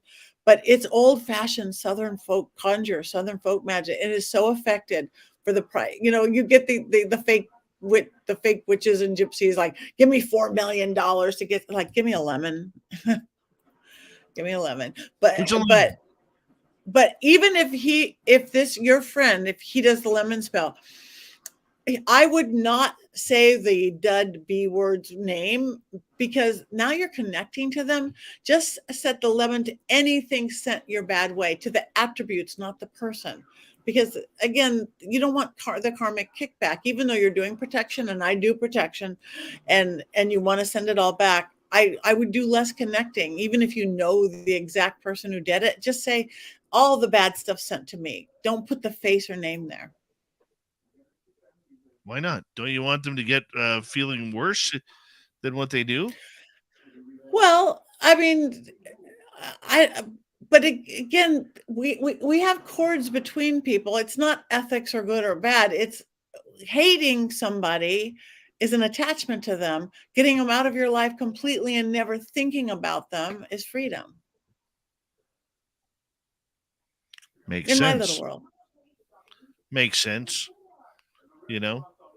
But let's continue on here, because I know I have a bunch of questions, but I want to give the audiences. Let's go to Thin Lizzie. What is the craziest witch stereotype you've received? Current and past witch here. Hi. I think it's just that, again, that standard that, we worship the devil or eat babies. I have not eaten a baby in decades, and the devil in the Judeo-Christian sense doesn't even exist in my world. So I think it's that. And again, Hollywood has lifted up and created the bad stereotype along with everything else. So that's why I started my Witches Movie Coven, my latest podcast, where it's witches talking about witch movies, the good, the bad, the ugly, the funny. You got to have a sense of humor. But I think it's that we're out to do evil, when quite the opposite. Anybody who really is into the craft, not dark magic, not light magic, we take responsibility for what we do. And when you take responsibility, you're going to be less haphazard with it. We're usually the healers, the kumbaya folks without the kumbaya. Love it. Patti Negri is our guest tonight. We got about 5.5 minutes before we go to break at the bottom of the hour. War Criminal would like to know, why do spirits stay instead of crossing over? Does everyone have a choice to cross over? See, I think in my experience, there are some spirits that are stuck there, like the Cecil Hotel, something in this egregore is holding them down. But I think a lot of spirits have crossed over and they hang out because grandma wants to watch the grandkids grow up, or that is the place where they got married or had the good times of their life. Yeah, even in some, like, going into the darkness of the prisons, that's all the life these prisoners knew. So they're hanging there. They're not stuck. If I go back to my experience that there's no time and space on the other side, they could gone up to the pearly gates or whatever they believe in and be hanging out here and be reincarnated. The closest thing, I study religion, I study philosophy, is the closest thing I think is to what the ancient Sumerians believed. And that was almost like you kind of go to the heaven you believe in. If you believe in pearly gates, you're going to do that. If you believe in reincarnation, but I think it all is true at the same time. We just have little tiny human brains. It doesn't work. My mom can come visit me. She's not stuck here. She likes to go to musical theater. That's it. You know. There you go. We have a choice. We do have a choice. And we can go. We can do it all. Why not? Yeah. Why not? Do we really get the answers on the other side? I think they are still learning. I don't know, because we know dead people are okay, because, and there's the 20,000 books written by people who died for a few minutes and came back. I didn't want to come back, and it's glorious over there without a body. And I've talked to, again, they are fine. Death is harder on those living, but I don't know if they get all the answers. I think we're in school here and they're in school there. I think it's just part of this evolution. What if you don't like school? Then you're that kid. You got to go sit in the, no, I don't, but you know, it is what we make it, you know. And some of us have picked like grad school. And I don't just mean from the spiritual, like people getting into paranormal or philosophical thing. Some people just want to go through life and just, you know, basic education. Some of us do things that make us think harder, but no judgments on any of it. Right. Okay, let's continue on here. Let's go over to Deb. I know Marilyn stayed in room 229 at the Roosevelt Hotel, but did she ever film anything there? I don't know. I know she did photo shoots there, because in one of the secret rooms at the Roosevelt, they have some photos of her by the pool that she hangs out at now. There's some, so she at least did a glamour photo shoot. I've been to some of the bungalow rooms. I don't think I've been to the one she stayed. I did stay in the room 923, I think, the room Montgomery Cliff stayed in, and that's supposed to be one of the most haunted too. When he lived there for 3 months when he was filming From Here to Eternity. So I don't know if she did a movie there, but they lived there and they were filming there. And when I first walked into the Montgomery Cliff room, there was this guy spirit waiting for me. He's like, "Who are you?" I'm like, "Who are you?" Not quite this literal. He's like, "I'm Monty's assistant. I'm Monty's attaché. I'm Monty's." I'm like, "Oh, you're his boyfriend. You can say that now. It's okay." I didn't even know who Montgomery Cliff was, but I brought a trumpet with me because that's what people hear, a trumpet, because he had to play it when he was doing From Here to Eternity. I swear to God, the second I blew it, they knocked me out like they slipped me a Mickey. I went into this weird dream state. It was cool. But I got off the fact of Marilyn, didn't I? Oops. That's okay. I love it. That's okay. Let's go to Joseph. When a witch casts a love spell on behalf of one person to another in another state, what exactly is going on, technically speaking? Well, technically speaking, I don't know. Energy is energy. It's manifestation. See, I would rather go, bring me the love of my life, and then you will get whoever, not give me Bob over there in Nevada, because again, you don't have Bob's permission, and now you're getting into some messy karmic stuff. But how it works, whether it's, you know, manipulative magic or not, is you are creating this different reality. If you take it into academic terms, mind, body, spirit, there's 20,000 books written, mind, body, spirit, how to manifest, whether it's The Secret or the spiritual laws or manifestation. We know we'll never surpass our thought process. We just can't. Psychology. If you don't believe you're going to get that love, you're not going to get it. If you think you can have 100, you will. Mind, body, you got to take action. And spirit is, people get confused, but that's the battery that makes something happen. You could do that through your faith, go to church, go to temple prayer. You could do that through new age stuff, vision boards, affirmations. You could do what I would do, spell working, candles and herbs and oils and chants.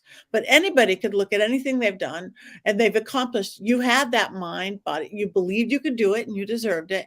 You've taken action, and then the spirit is the battery that makes it happen. And a spell is both that action and the battery that makes it happen. And that's what whether it's the herbs you're using or the prayer you're using.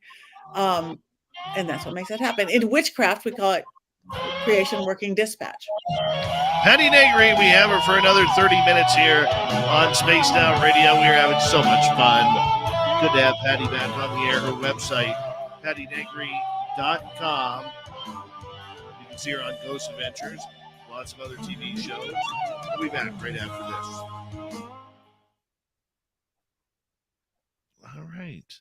Let's see what Dirty's done for us here. Now we should be able to get a good... Oh, it's a map. Here's, I can't read it. Here, let me. It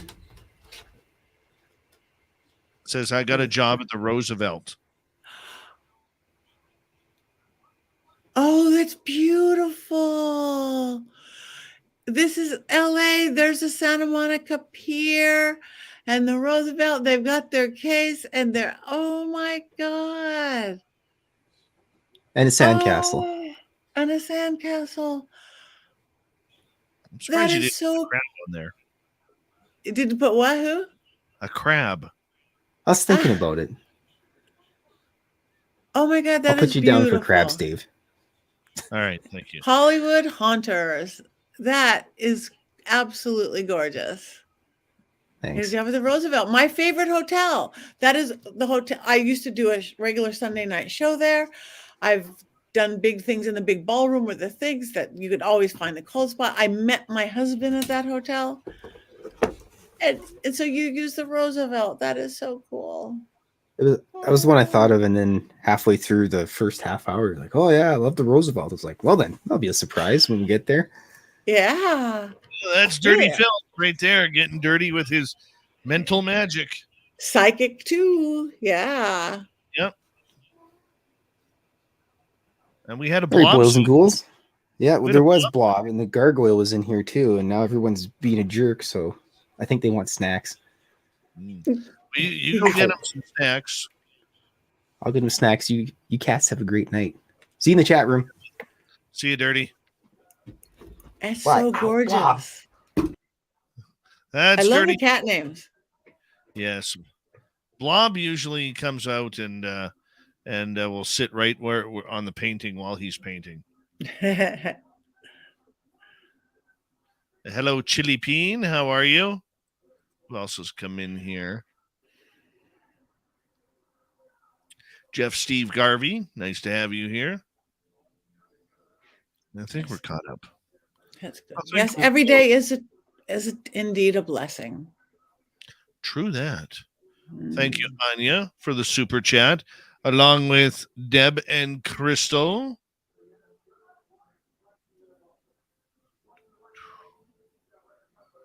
Oh, Maggie, I do. I work with a lot of teens. The Danimal channel, welcome to SOR chat. Appreciate you. I'll even give you one of those. The Danimal channel. I want to see that. Danimal. Hold on. Going on YouTube right now. Danimal channel.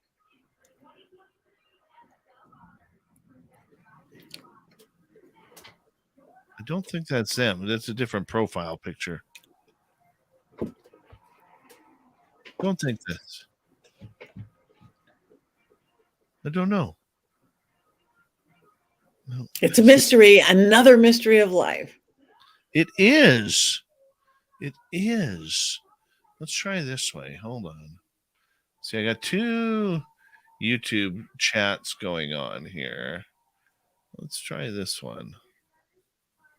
No. That ain't it. No. I wonder if I have to use the animals in there. I don't know. Pay Parker, how you doing? You watching Super Bowl this weekend? Patty, are you watching the Super Bowl? Oh, you're talking to me. I thought you were talking to somebody else.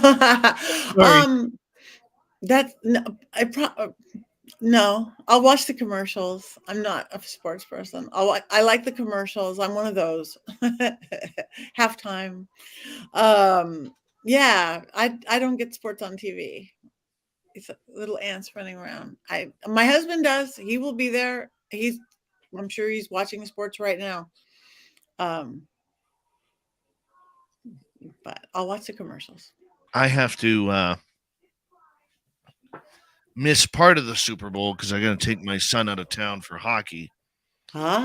Then race home. Well, before we race home, gonna race over to Taco Bell, and because we don't have a Taco Bell in my town, the closest Taco is like 2 hours away. So I'm gonna go pillage that place. I like Taco Bell. Me too. They're building one in Hollywood, a fancy Taco Bell. It's like a fancy dine-in where they sell beer or alcohol, which is not what a Taco Bell does. Second. Hold on, hon.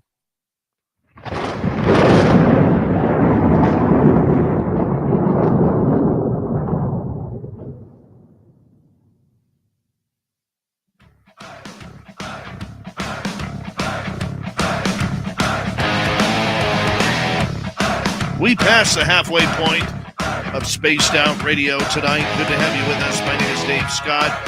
Very much appreciate earning your listening ears. I want to remind you that if you miss portions of this show or others, check out all of our archives. They are free on YouTube, Spotify, iHeartRadio, Apple iTunes, Google Play, and every major podcast platform.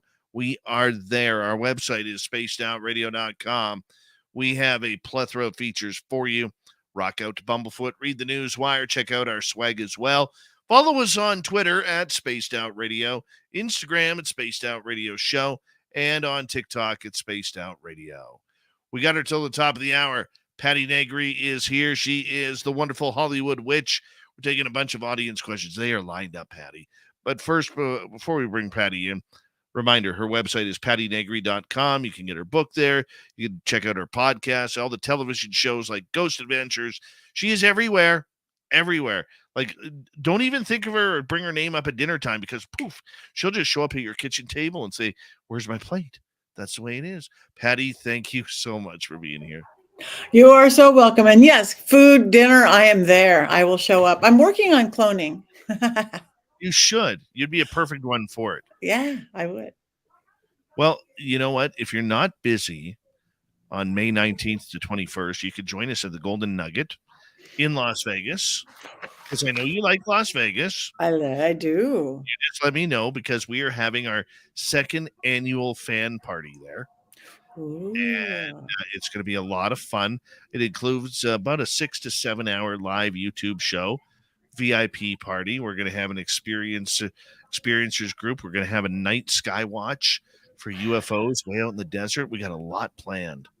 I would love to. I will see if I can do it. I'm looking at, whoever, this is my travel schedule for this year. Not counting filming stuff. This is like Paracons or events. And May 19th, I'm actually here. May 25th, I'm going to go to Dallas. I'm leaving Copper Queen at the end of April. You might have me showing up at your dinner table, Dave. I hope. Well, then it's dinner's on me. Dinner's on me. Yeah. We'll go to Taco Bell, and we will enjoy. That is for sure. But if you want to come, you're more than welcome. We'd love to have you. Thank you. We've got about almost 60 fans signed up by now. That's awesome. Yeah, it's really cool. Really cool. And only 3 months to go. 3 months to go. All right. Let's get back to some audience questions here for you. Marie would like to know, Patti, have you gotten any spiritual messages at the Chateau Marmont? And if you've been to the Houdini estate? I've not done an investigation at the Chateau Marmont. I actually did lunch there, middle of the day, and it's like an industry place to have lunch. But it was so funny. There was a spirit. I wasn't going into my space, but there was like a spirit was angry because they had to wait to eat lunch. I swear to God, it was funny, like pacing. I'm like, there's a spirit pacing back and forth, like, oh, I shouldn't have to wait for a table. I was with people that I couldn't go, oh, wait, let me go channeling. But that was the funniest thing at the Chateau Marmont was somebody just didn't want to have to wait. So, and other than that, I haven't. And Houdini Estate, yes, I have. I actually, not too long ago, it's now like they fix it up, or what's part of it, and it's like a venue, like a wedding venue kind of things, go do events there. And it was the night before the wedding, I went, what they wanted to do, we did like a seance at it and stuff, and it was pretty magical. It's beautiful, because I know it was in disrepair. We used to go there when I was a kid, and it was just literally like ruins and things. That's what we would do when we were kids. Sneak to the Houdini estate, sneak to the Queen Mary. We did our prom on the Queen Mary, and I'd sneak in and see the little girl ghost in the pool room. Yeah. Wow. All right, let's go to Garden Hoe. Patty, what crystals do you recommend to use for protection, and how do you cleanse them? My best, and any dark stone is good for protection, any black or dark stone, because it puts it up. Onyx, jet. My favorite one is black tourmaline, because all dark and black stones pull away negativity. Black tourmaline can actually turn it into positivity. So it's a nice little chunk of black tourmaline a lot. I cleanse them occasionally. I usually like put them out, and if there's a full moon and I remember to do it, I'll put them out overnight in a full moon, or in a window if you can't put them out.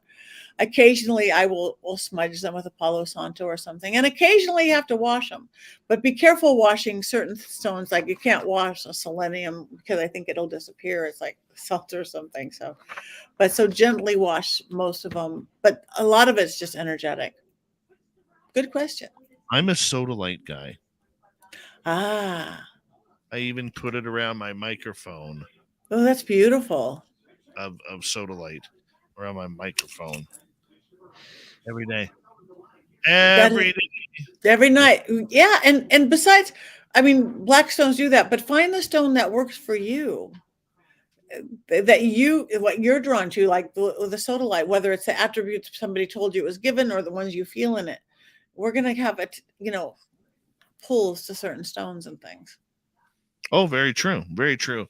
And I'm a firm believer that your natural gifts will pick out the stone for you. Yep. You can look at a table and there could be hundreds there, but it's only going to be one that really shines out to you. Yep. All right, let's move on here, and let's go to Kim. How do you know if you're having ghost sex? How do you know if you're having human sex? You usually kind of know. It's again, I haven't had it, but I work with enough people who had. It's supposed to be actually, again, if it's consensual and if it's positive, a really very sensorial experience, because it's not even limited by just flesh. It's like full body. So I think if you feel like you're having sex, you're going to know. Sometimes it's subtle. I know I worked with some girls at BuzzFeed, and they thought they wanted experience, and I told them how to do it and some things to say, but one got nothing past tingling on her hand or some like light touching or something, and one didn't. I'm like, well, what'd you go to bed in? And like sweats. It's like, well, that's seductive. You didn't really want it, did you? So I think just like how you know you're having human sex is how you know you're having ghost sex. If there's not somebody you can see there, it's probably a ghost. Good answer. Or just one hell of a creative imagination. Yes. And that's okay too. Let's go to That's Lee. okay too. Do you think it's just part of the soul that stays in our realm? Yes, in a sense. I use the word essences of versus going with soul and versus spirit, and I don't want to get into big philosophical. So, but yeah, essences of that stays. Again, grandma wants to watch the kids grow up. You want to hang out at your favorite coffee shop. The theaters are always haunted, because whether people in the audience at theaters or actors on stage or musicians, you go to what brought you joy. And I don't think they're stuck, and I don't think it's a whole person. So to over answer that, yes. All right. Here we go with Raz again. Is Harry Potter, the movie or the books, messing with real life witch narratives? No, I think witches, as love it, because they put a positive spin on it.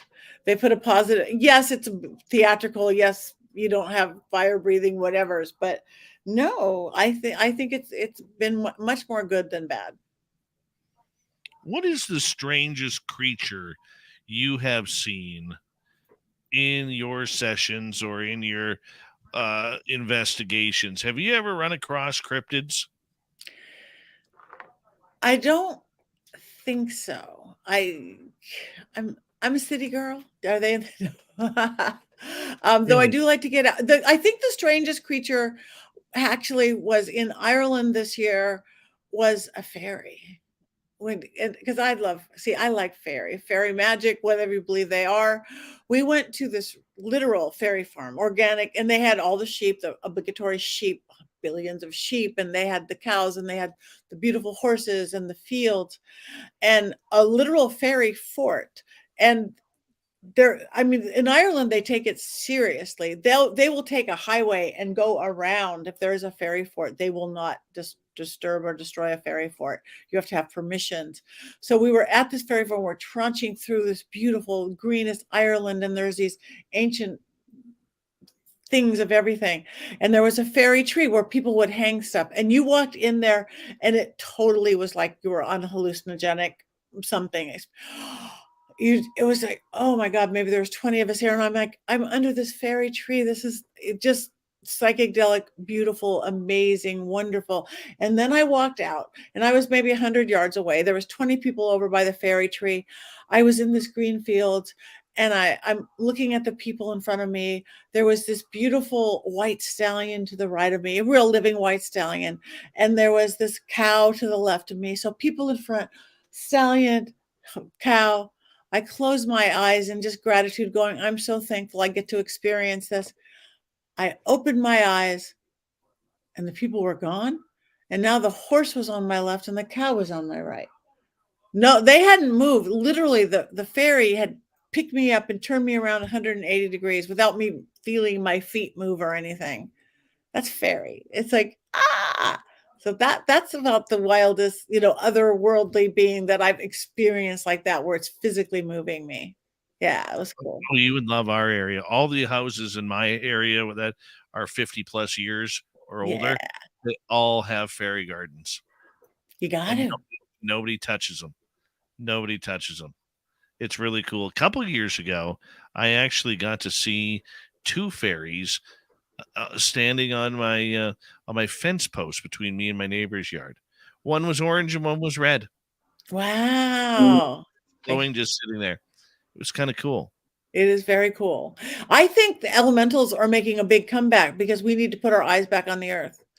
More and more fairy lore, they've always been around, but I know people who aren't necessarily into the elemental world, like Chris Fleming, dear friend. He's a TV medium. He's on a bunch of TV shows.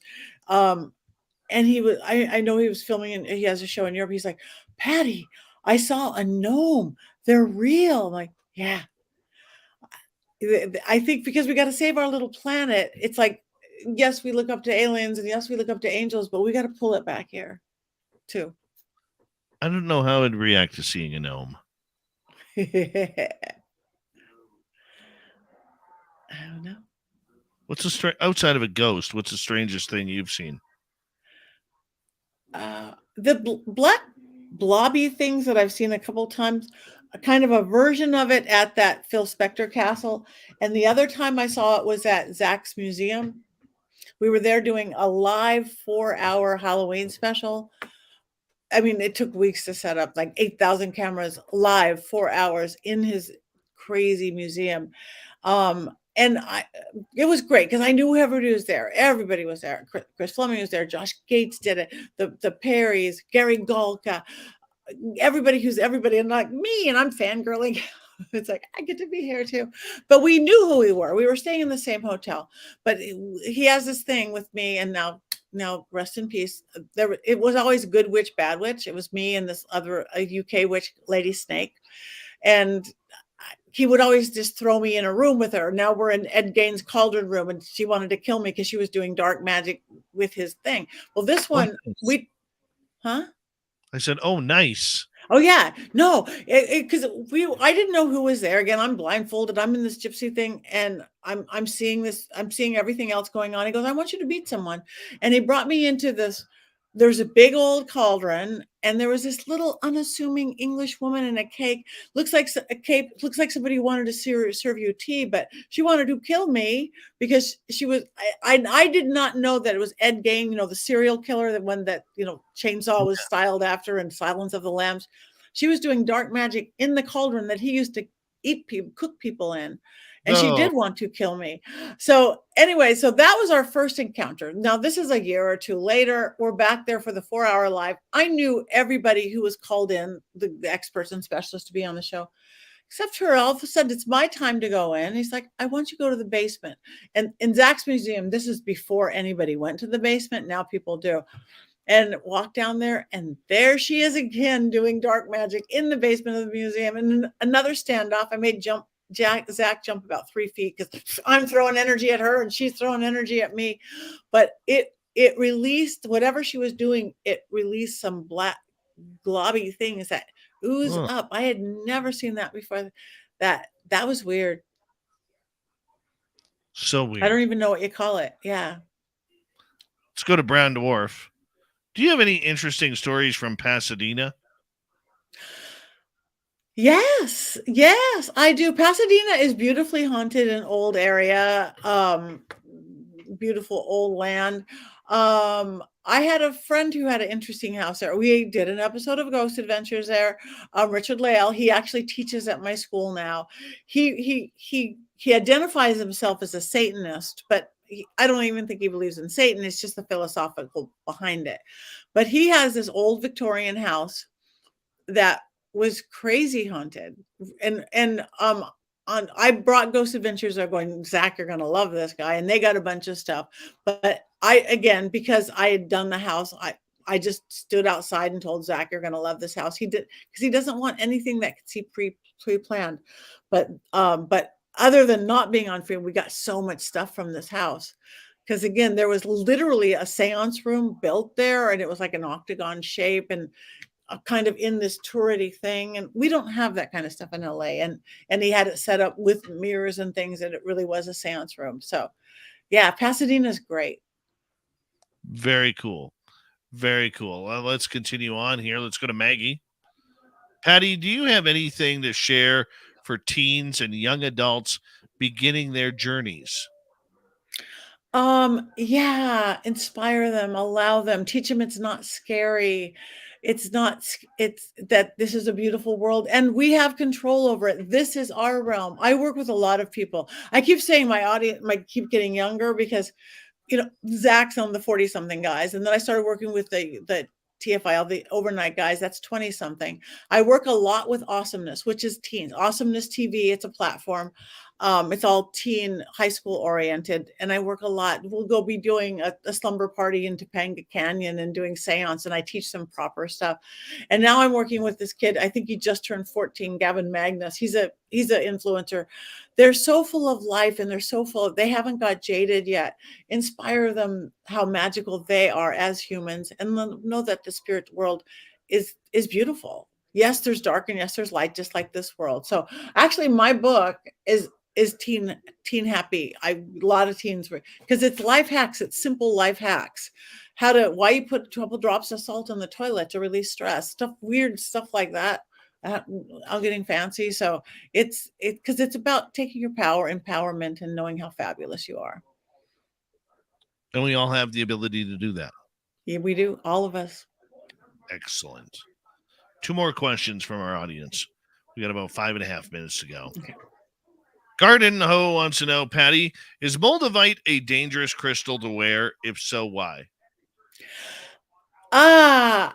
I don't know enough technical about it, but if I don't have it in the right circumstance, I get nauseous. I do. I was at my friend Patty. Actually, she's a celebrity. Patty, I could talk about it because she's one of my best friends. Patty Stanger, the millionaire matchmaker. She's great. We're friends and we work together. But I had some moldavite incense, which is made from, oh my God, it opens up all sorts of stuff. So you have to be careful of that. But for me, it just takes you such another world. If you don't control it, you don't want to get nauseous. I don't know about it, like opening portals dangerous, but it sure sets you there. So that's the best. It's a really good question, but that's the best answer I have. And let's go over to Joseph. Patty, do you stay up till 3 a.m. to do spells and other witch work? 3 a.m. is prime witching hours, I believe. Yes, it is. My podcast is called The Witching Hour, but I don't tape it at 3 a.m. What I am usually doing at 3 a.m. is I'm getting on social media for the first time that day because I do work very, very full days. I get up by 7 every day. I teach a free workout class up at Lake Hollywood under the sign 6 days a week when I'm in town. And then I have a full day, whether we're filming or speaking or so by 3 a.m. is my first quiet time before I go to sleep. So rarely is it really doing magic. It's laying there going, have I checked Facebook or Instagram? You'll see if you see when I post. I mean, I post throughout the day and I have people helping me post throughout the day. That's when I'm really posting. But it is good for magic. It is good for seeing spirits. It is good for communication. It is good for paranormal investigations. Yes. That's when stuff really starts happening. What is left for you to accomplish in this field? I want, again, the reason I started the school, and even Paraflix, so we haven't gone there, where I started the streaming service. I want people to see what I see, the magic side of the paranormal. So whether it's my own TV show or working on a TV show that people get, let's go next level with things, or just a school that people can come to, whatever, not on TV. I think that's what's left. Again, keeping the mystery, because that's what I love about this, the mystery and mysticism that was lost for so many years, but also seeing the magic. That's left for me is just letting people see the magic. How do we bring that magic out of us? Because we are so formatted into how life is now, we don't really have time to add anything that might seem a little too weird to us, even though it may be what's necessary at that time. We have to play. We have to. It shouldn't be a luxury, even if it's 10 minutes a day out of your life. Do something that inspires your heart. Play with abandon. Dance like no one's watching. Roll around at the playground at the park. Find a path, a spirituality path. We have to, because it's food for the soul. We get stuck. I have to do this. I need to do this. I'm going to go here. We go to work on survival. And yeah, we have to do all that. But this is it, you guys. Find the magic. And then those other 23 and a half hours are so much better. They're very true. Very true. Do you have ghosts that come by you every now and again just to say hello? Like, let's say you met a ghost for the first time, say 28 years ago, and all of a sudden he pops by again. Do you get that happening? I've never had that happening. No. And I'm thinking maybe they do, but I've got such a bad memory. I don't recognize them. I've like ran into ex-husbands and not recognized them. It's like, you look so familiar. I know. Hey, they grew a beard. But the voice. So no, I haven't again, my Adrian has been coming and going and mostly here for 20 years, or a relative will come in. Grandpa comes in, who died when I was 17, the philosopher guy. But not like random ghosts floating by the house I was in as a kid and now floating by. I haven't. And if they have, I apologize because I didn't recognize you. I don't blame you. I don't blame you. We have 1 minute to go here, my friend. Could you do me a favor and tell everybody where they can find your work, your podcast, your YouTube channel, and your book? Yes. PattiNegri.com is a really good place to get started, because then you can get to my correct. I am now verified places finally, because there's a bunch of fake Patties on Instagram, on TikTok, now on eBay. There's a fake Patti selling fake haunted dolls from Patti Negri collection. Patti Negri promises she'll bind them. It's like, I'm not. I will never contact you. I will never say I had a dream about you. I will never say, well, I'll give you a reading I'll give you a discount. So Patti Negri Psychic Medium on Facebook, Patti.Negri on Instagram, Patti Negri on Twitter and TikTok. But I'm all over the place. All over the country. I'm getting ready to leave for Australia. That's a private event, but I'm going on the Dark Water Cruise in early March out of Florida with the Wraith Chasers. I'm going to be at the Witches Ball in Dallas right after that. I'm filming with Ghost Finders. Then I'm going to be at Parapod Festival in Valencia and Spirits in the Sky in Indiana and Miracles of Joy in Texas. And that's just the next 4 months. So if you want to come hang out with me, and I hope you do, because we do seances and gallery reads and investigations, and it's fun. So sign up for my newsletter, PattiNegri.com. YouTube, I'm all over. I put free magic, free everything. And witching hours everywhere. We love you, my dear Patti Negri. Here comes hour 3 next. Thank you. I should have given you an extra minute and a half. That's okay. That's okay. I talked too long. Let's do this again soon, if you don't mind. Let's do this again soon. You are such a beautiful host. You are such a fun host. You. Your audience is great and involved. Keep it up, babe. That's good. Way too kind. No. It was so nice for you to come back, and I have so much respect for you. So thank you very much for everything you do. And you are welcome, and have a great last hour. I'm going to go have another big glass of water, maybe a glass of wine, and go to bed. You go. You go. We'll see you later, Patti. Bye. Patti Negri, everybody. How awesome is she? How awesome is she? I love her. I'll be right back, and then we'll get to the Swampy and Super Duke. I'll be right back.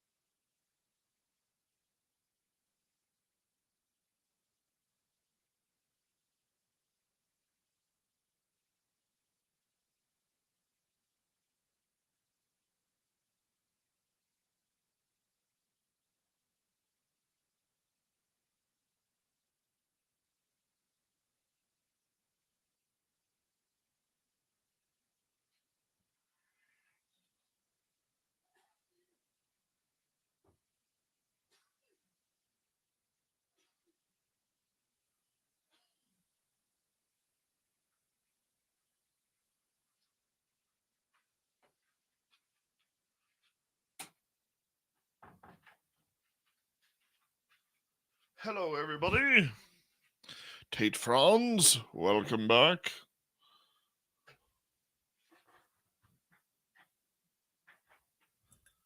Oh, we got just over a minute here, guys.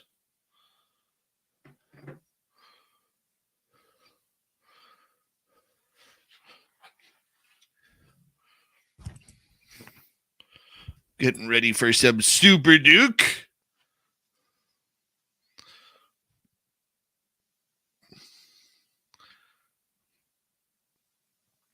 No, tomorrow's show is Michael Schratt, aviation historian. We're going to get into some black projects. Yeah, that's going to be good.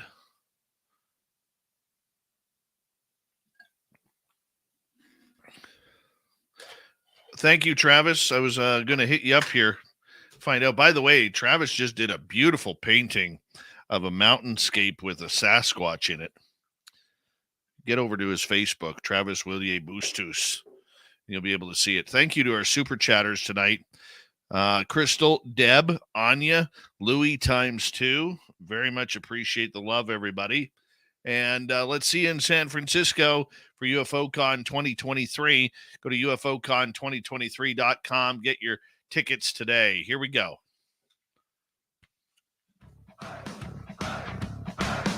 Would you like to connect with us? Head to spacedoutradio.com for all your latest show info. Now, back to Dave Scott and SOR. Here we go with the third and final hour of Spaced Out Radio tonight. My name is Dave Scott. Thank you so much for taking the time to join us. We very much appreciate earning your listening ears wherever you are on this beautiful planet we call Earth. Hello to everyone listening in on our terrestrial affiliates around North America, digitally on Odyssey Radio, TalkStream Live, and KPNL. All of our archives are free. Join us at youtube.com/Spaced Out Radio. Do old Davey the favor, hit that subscribe button. The Desert Clam has set the password for tonight in the SOR Space Travelers Club. What do you got for us tonight, Clam? Zoanon is your password. Probably pronounced it incorrectly, but yeah, the Clam sets the password each and every night right here on Spaced Out Radio. Our website is spacedoutradio.com. We have a plethora of features for you. Rock out to Bumblefoot, read the Newswire, check out our swag as well. Follow us on Twitter at Spaced Out Radio, Instagram at Spaced Out Radio Show, and on TikTok at Spaced Out Radio. It is time once again to head to the swamp. Our resident swamp dweller takes us on another spooky journey.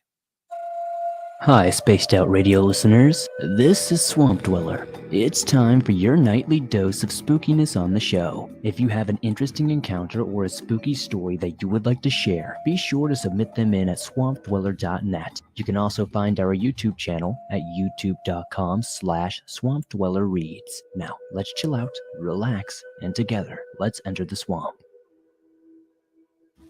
I live in a city in northeastern India. But my parents and I always go to visit our grandma's house on the holidays, and on some occasions in the countryside.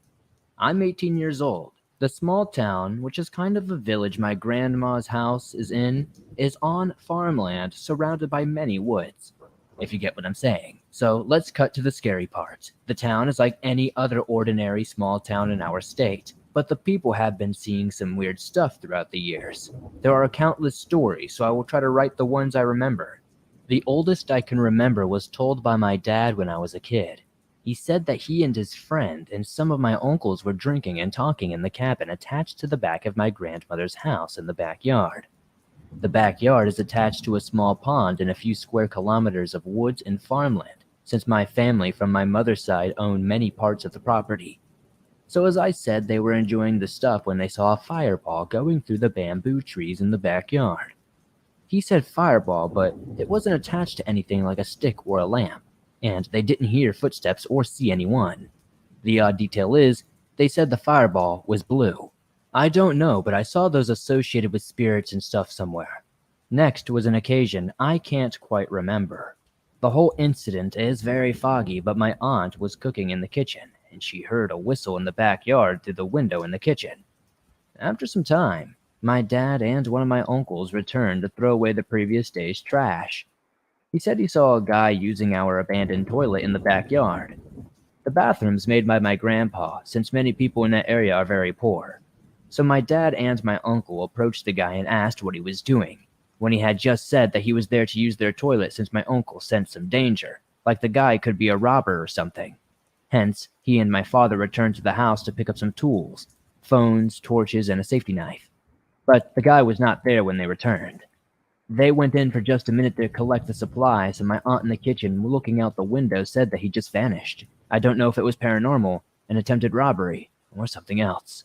Now, there are other events like one of my uncles who partied late at night was coming back one night when we heard something following him. The road was of course dark, mildly foggy, and no one else was out there. Such a cliche. So of course he got scared and began looking back with his phone flashlight and walking fast when the footsteps started creeping him out. He started saying God's prayer and played a song on his phone. He began walking faster. Still, after just a few steps his phone died and he could hear the footsteps chasing him. He sprinted through our backyard because of a shortcut. Our backyard and farmlands are all connected to the road. When he came home, I don't remember what exactly happened. But still I remember him saying to his mother, which is my grandma, that he was chased by something. He said it was a solo footstep though, like it was something with only one foot hopping after him. The following day he told the whole story that I just wrote, and most of my family shrugged it off as a mild paranormal incident. As I said before, this town has bizarre things going on, so it's natural to become used to it. And we love the Swamp Dweller around here. If you love his stories, we got him each and every Monday through Friday night to kick off hour number 3. And, of course, you could always find Swamp Dweller stories on his own YouTube channel. There's thousands of them. Go to youtube.com/Swamp Dweller Reads and get their stories. Hit subscribe on his channel. Help the guy out. Yeah, we all want that. We all want you to hit that subscribe button. That's what we do. That's what we're here for. We're all for the clicks. Speaking of a guy who's for the clicks, it's time for Super Duke at World Bigfoot Radio and the Cryptid.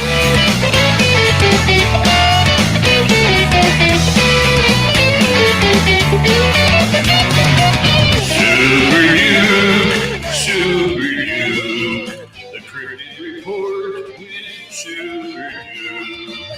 Yes, Super Duke from World Bigfoot Radio is here. We love it when he's here. How you doing there, buddy? Oh, just enjoying my awesome hair. The best this side of Dave Mustaine for my age group. We're fighting it out neck and neck. Who's going to keep their hair the longest? I'm going to win, Dave. Give up. I think you are. I totally think you are. Man, Dave Mustaine is gaining the skullet really, really quickly. Is he really? Yeah. Dave, I was amazed the last time I saw him. I was like, damn, he's still got hair. He's way ahead of Metallica. Go, Dave, go. Right? I don't know. Kurt Hammett's hair is pretty spectacular. Yeah, I got to give him credit. He still got his hair. The rest of them just gave up. And, Lars's hair fled and went back to Denmark or something. I don't know. He hasn't got any anymore. Yeah. But Robert Trujillo, the bass guitarist, he still can pin down the 4 waistline ponytails. That's for sure. Yeah, he got the long dread edge like Brown Dwarf in the chat there does. Nice. Yeah, you just never mind. But yeah, it's kind of hard to see him when he's in the woods. It just looks like a whole bunch of dreadlocks with little feet sticking out from underneath it. Truth. Very true. We got you till the bottom of the hour on the abbreviated Cryptid Report tonight. What do you got for us tonight, story-wise there? We heading back to Washington State? No, we're going to Montana. But first of all, a piece of news about my guest on the last show that I did, SOR's own Danielle Diva. Everybody keep her in your prayers and send her positive energy. She spent the day in the hospital yesterday and was released today and is not feeling good. And they're saying she should be back to normal by like midweek next week. So she needs healing prayers and all that kind of stuff. So very true. Keep her in your prayers. All right. So with that, yeah, we're leaving Bobby Short's voluminous writings on the subject, and we're going to the RMSO blog from my buddy Kelly Shaw, who always pronounces Sasquatch. But he gets reports from all over the damn place, and recently got one from right very close to where I'm at, actually, here, Seeley Lake, which is very near where I'm at. And so this one, two men come face to face with two giant Sasquatch near Seeley Lake. Bruno B writes, RMSO, I'm sorry if I don't have a photo of this incident, but I really wanted to tell this story because it still makes me cry to this day and I still have nightmares. I'll go by the name Bruno B. I'm Brazilian and I'm 21 years old. In 2017, I came to the USA to visit my uncle, who has since died in 2021. He lived in Seeley Lake, Montana. I had arrived at the Kalispell Airport where my uncle was there to pick me up. We traveled from there to Big Fork, and from there we were going to Seeley Lake where he lived. It was a long road, and we stopped in a road which had some grass and then some dense forest. It was about 2 to 3 p.m. We both got out of the car and had to take a whiz in some bushes. After we did, we're returning to the car, I noticed something strange moving on the other side of the road. I said to my uncle, you see that? And he said, yes. We approached the other side of the road, and there was something pitch black crouching in some bushes close to the dense forest, about 5 yards from the road. I thought it was a person in some costume trying to scare us. And then comes the part that I regretted doing to this day. I screamed at the thing, hey, quit with this, bleep. Then the thing stood on its two legs. It was about 6.5 feet tall. It had arms as long as its legs, and we could see the face now. It resembled a person with a human-like nose, but its jaw was very wide and its forehead was big, like those Neanderthals. Its head didn't have much fur, but its body was covered in pitch black fur. The thing stood up on its two legs and started to scream at us with a guttural voice that I can't describe, but something like, bah, bah, blah. We were scared now.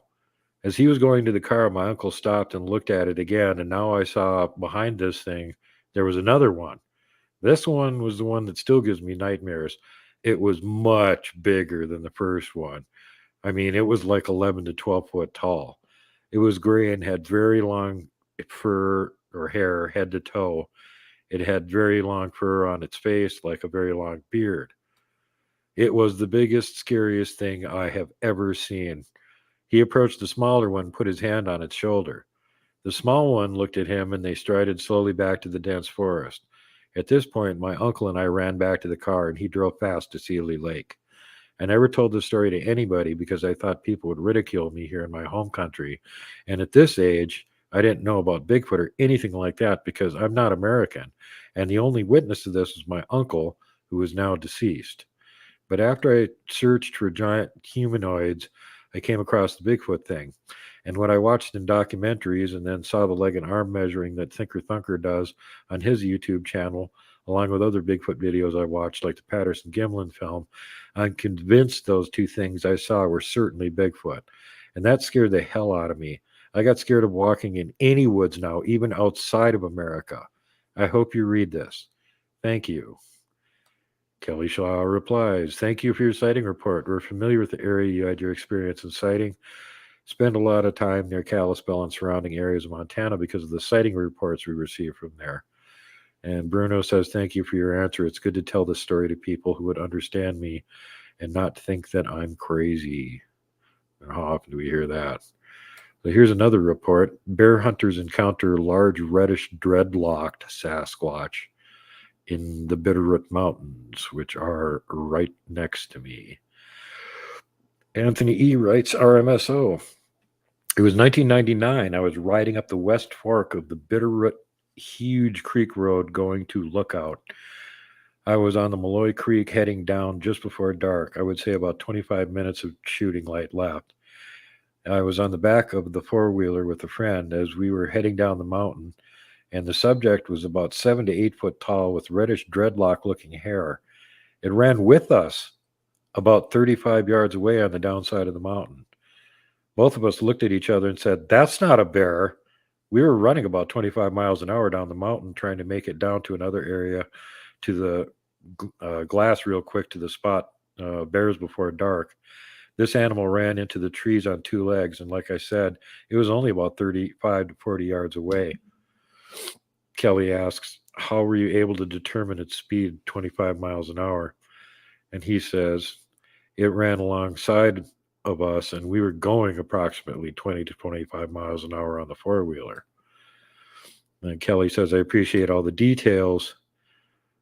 We've been on Malloy Creek and have been up that area to look out too, searching for a Bigfoot that was recently seen crossing near Chief Joseph Trailhead. We spent an evening glassing rivers, roads, creeks, clearings, tree lines, and mountain ridges for a few hours up there. Cool area. Thanks again for your Bigfoot sighting report." Again, that was another Montana one. And here's another one. Large male Montana Bigfoot throws rocks at woman bow hunting. Donna writes RMSO. "I live in northwest Montana, and I had an encounter with a large male Bigfoot in 2016. He threw a rock at me while I was bow hunting in September. I was hunting by myself, and I was a couple miles from my truck that was parked behind a gated road. I was standing on a ledge overlooking an overgrown clear cut. The rather large rock landed at my feet. I looked around to see if someone threw the rock at me, but I saw nothing. All was quiet. No birds or squirrel noises. I heard a whistle and looked in the direction that it came from. There was a huge creature standing between 2 trees, and he was shaking the trees in the clearing about 75 yards away from me. I've not been in the woods or hunted. Excuse me, I have not been in the woods and hunted for most of my life. This was not a bear or a moose. I took an elk trail to get off that mountain as fast as I could, but the elk trail was close to some dark timber where you couldn't see very far. I heard growling and huffing coming from the dark overgrown timber. I thought that was impossible since the Bigfoot I saw was on my right side and the timber was on my left. I was in between a family of them. They let me leave, but to this day I believe that is their home. I cast a footprint from the female, and every time I go back and give them something to eat, they always leave a gift in return. They're definitely territorial, but not really dangerous." RMSO responds, "Were you able to estimate the height of the one you saw? Could you tell what color it was? Do you recall seeing the face or the eyes?"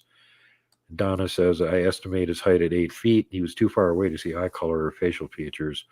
He was all black and his hair was shiny. It was a sunny morning and he looked like he had been in water recently. I know it was male because of the way he acted, territorial, but he could have killed me with that rock he threw. It was a clear warning. I have not been back in there by myself since, but they are still there. I cast a footprint in the mud by a spring a couple years ago. There were 2 prints. One was very small in comparison, maybe a young one. I made a cast of the 13.5-inch track. My guess is it was a female," and she shows the cast. Kelly says, "Right on, definitely was not the 8-footer you saw. From the many times we have tracked them, there are usually 2 or more. This could be a female or a large youngster. Thank you for contacting us with the experience, evidence, and story." And Donna says, "I'm a firm believer that they are not hostile. They left me gifts, but at the time, I didn't realize it. I love that area, and I go there often. I hear them. They break trees and leave mushrooms freshly picked upside down in the break. They have left me twisted up grass into a human-like figure on a rock that I have left apples, nuts, and granola bar on. Unfortunately, my game cam caught only elk in the field. Nothing went to the rock where I left the food. Yet there was a twisted grass left there, and the food was gone." Kelly replies, "Sneaky buggers. We have put camera lines in places where we see them travel to and from a creek. After putting up cameras, the track trail changed over 100 yards south. We do believe they see the IR triggers on the cameras.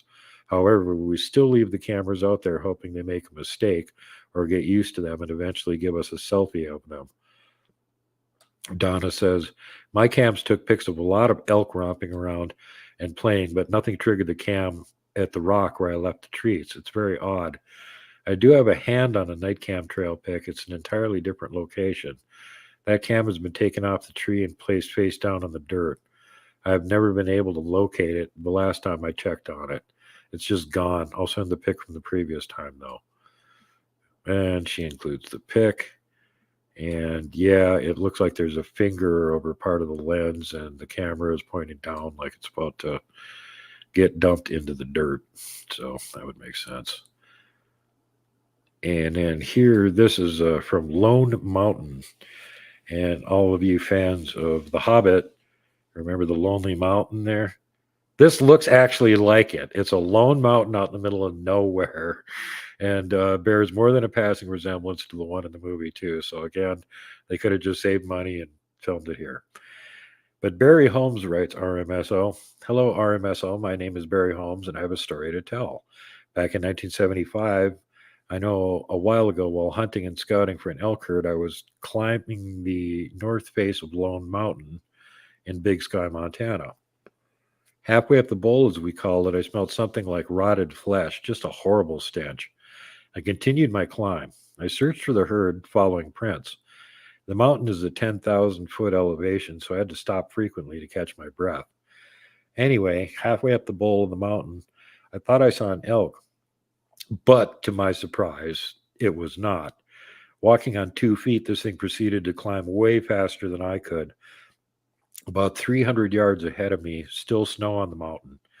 I noticed strange prints alongside the elk and bighorn sheep prints that I was following. Note that I never heard of a Bigfoot at the time. The back of this animal had to be 4 to 5 feet in width from shoulder to shoulder. The smell was unbearable, but curiosity kept me going up the mountain. It walked up and over the ridge, and I never saw it again. But I can say 2 things. I'll never forget what I saw. The height about 8 feet to maybe 10 feet, but hard to say. The smell and width of the back of this animal undeniably massive. And then he includes a pic of Lone Mountain where you could see the bowl, as he calls it, where they were climbing up.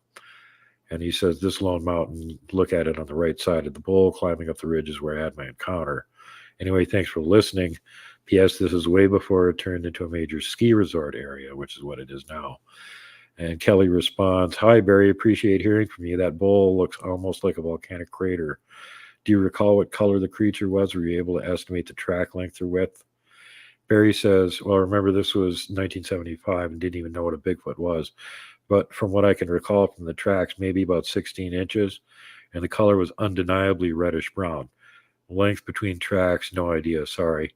But 2 things that stuck out in my mind even 40 years later was the smell and the width of the back of this creature, longer than 4 feet across. So there you go, some random Bigfoot reports.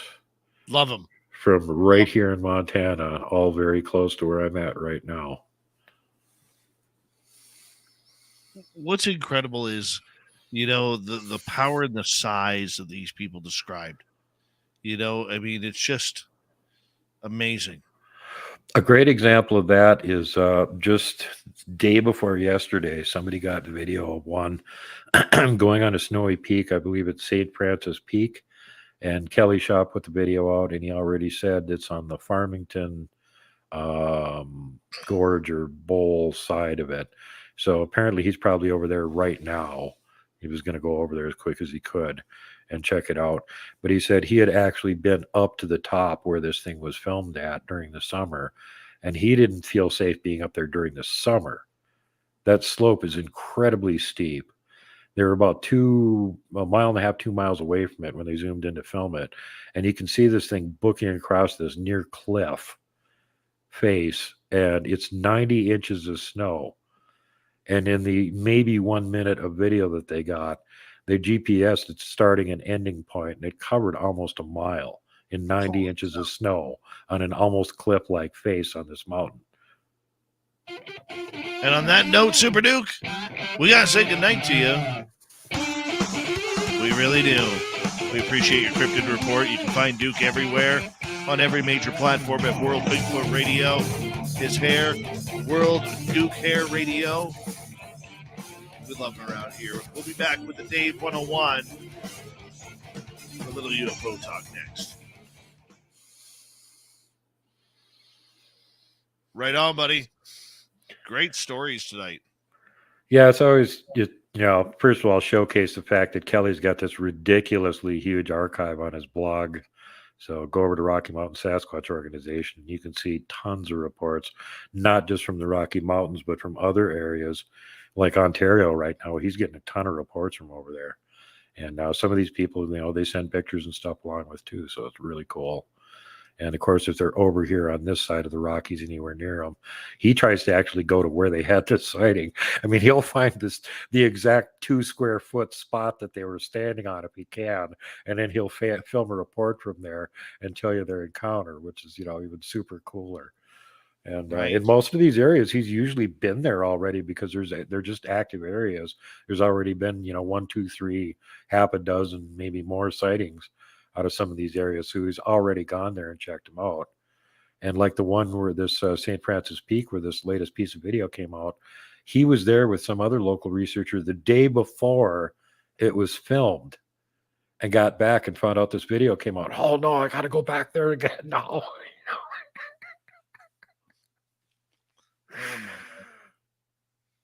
Oh my.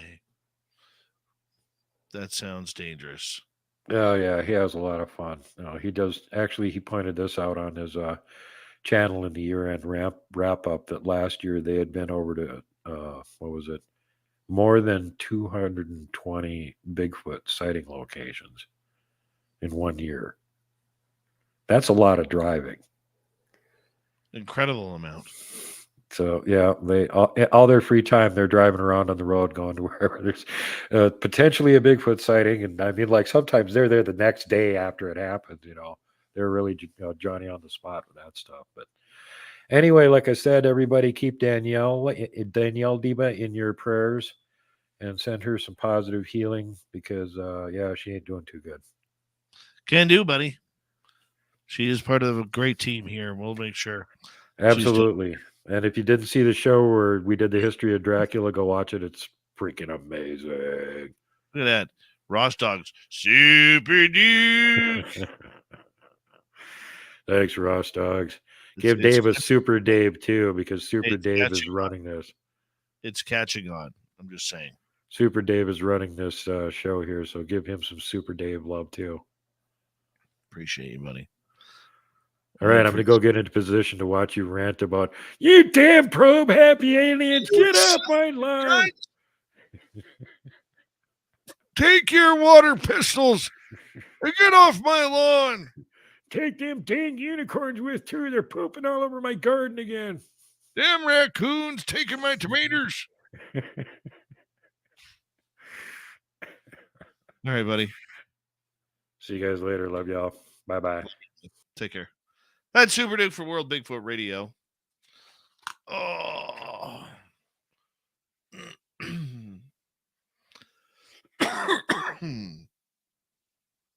Hello, Major Lee. Stephen Wolf.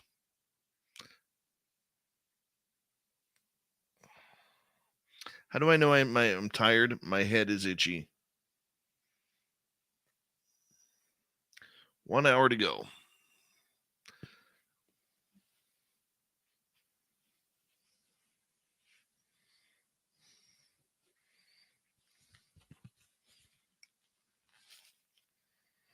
Super Duke.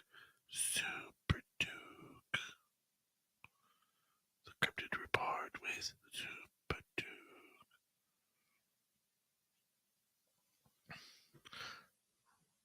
The Doug Shelby has announced he is leaving the room.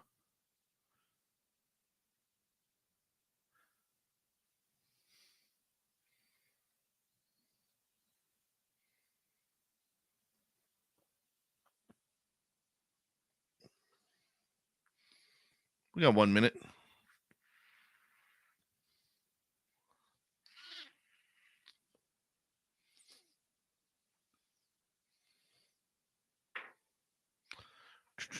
I appreciate you, Forrest Louie. Thank you.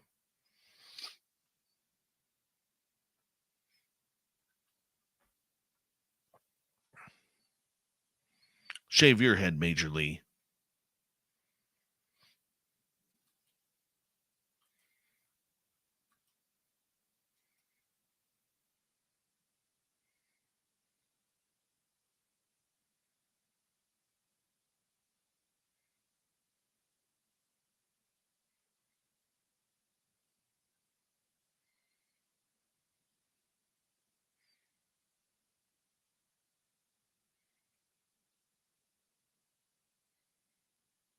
Here we go.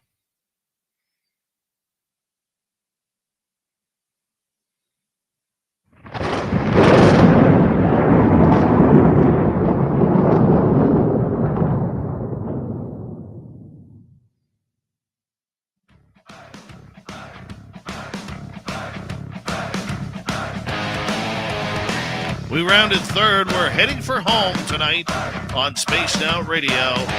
My name is Dave Scott. Thank you so much for taking the time to join us. We really do appreciate it. I want to remind you that if you missed most of this show or others, you can catch our archives for free at youtube.com/Spaced Out Radio. Do me the favor, hit that subscribe button. We're on Spotify, iTunes, Google Play, Apple, you name it. We are everywhere. So make sure you check them on out. Yeah, iHeartRadio as well. It is that time of the night where I yell at all of you for a little bit, yelling, get off my lawn. Let's make things happen here. It's Dave 101 night.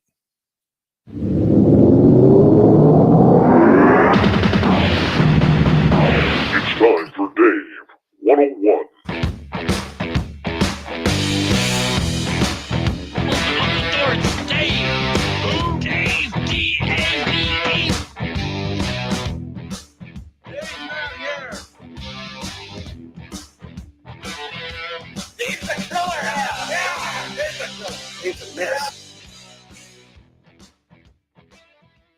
You know, one of the pet peeves I have about the field of ufology is the word proof. What is proof? Well, we always hear it's about anecdotal evidence and empirical evidence and the differences between the two. But nobody ever seems to have any empirical evidence anymore. So for some reason, we have done the dumbest thing and turned towards the government to give us the answers that we want regarding UFOs. Yep, now it's not UFOs, it's Chinese balloons, spy balloons at that. Yep, F-22 pilots, they are going to make a living now shooting down all of these hundreds of thousands of balloons that are allegedly out there and being called UFOs. But anecdotal evidence is something we do need to talk about. Why? Because here's the irony of it all. Now, you, me, anybody who has an experience out there, our stories mean nothing. Why? Because we have no real proof. We don't have video. We don't have a photograph. And if we did, you know, it would be chopped up and haggled upon for months, if not decades. No. Our anecdotal evidence is not good enough because I'm no one special, and neither are you. Not special enough to have the community of ufology stand behind your back and say, this person is telling the truth. No. That's not allowed in ufology. However, here's the hypocritical part.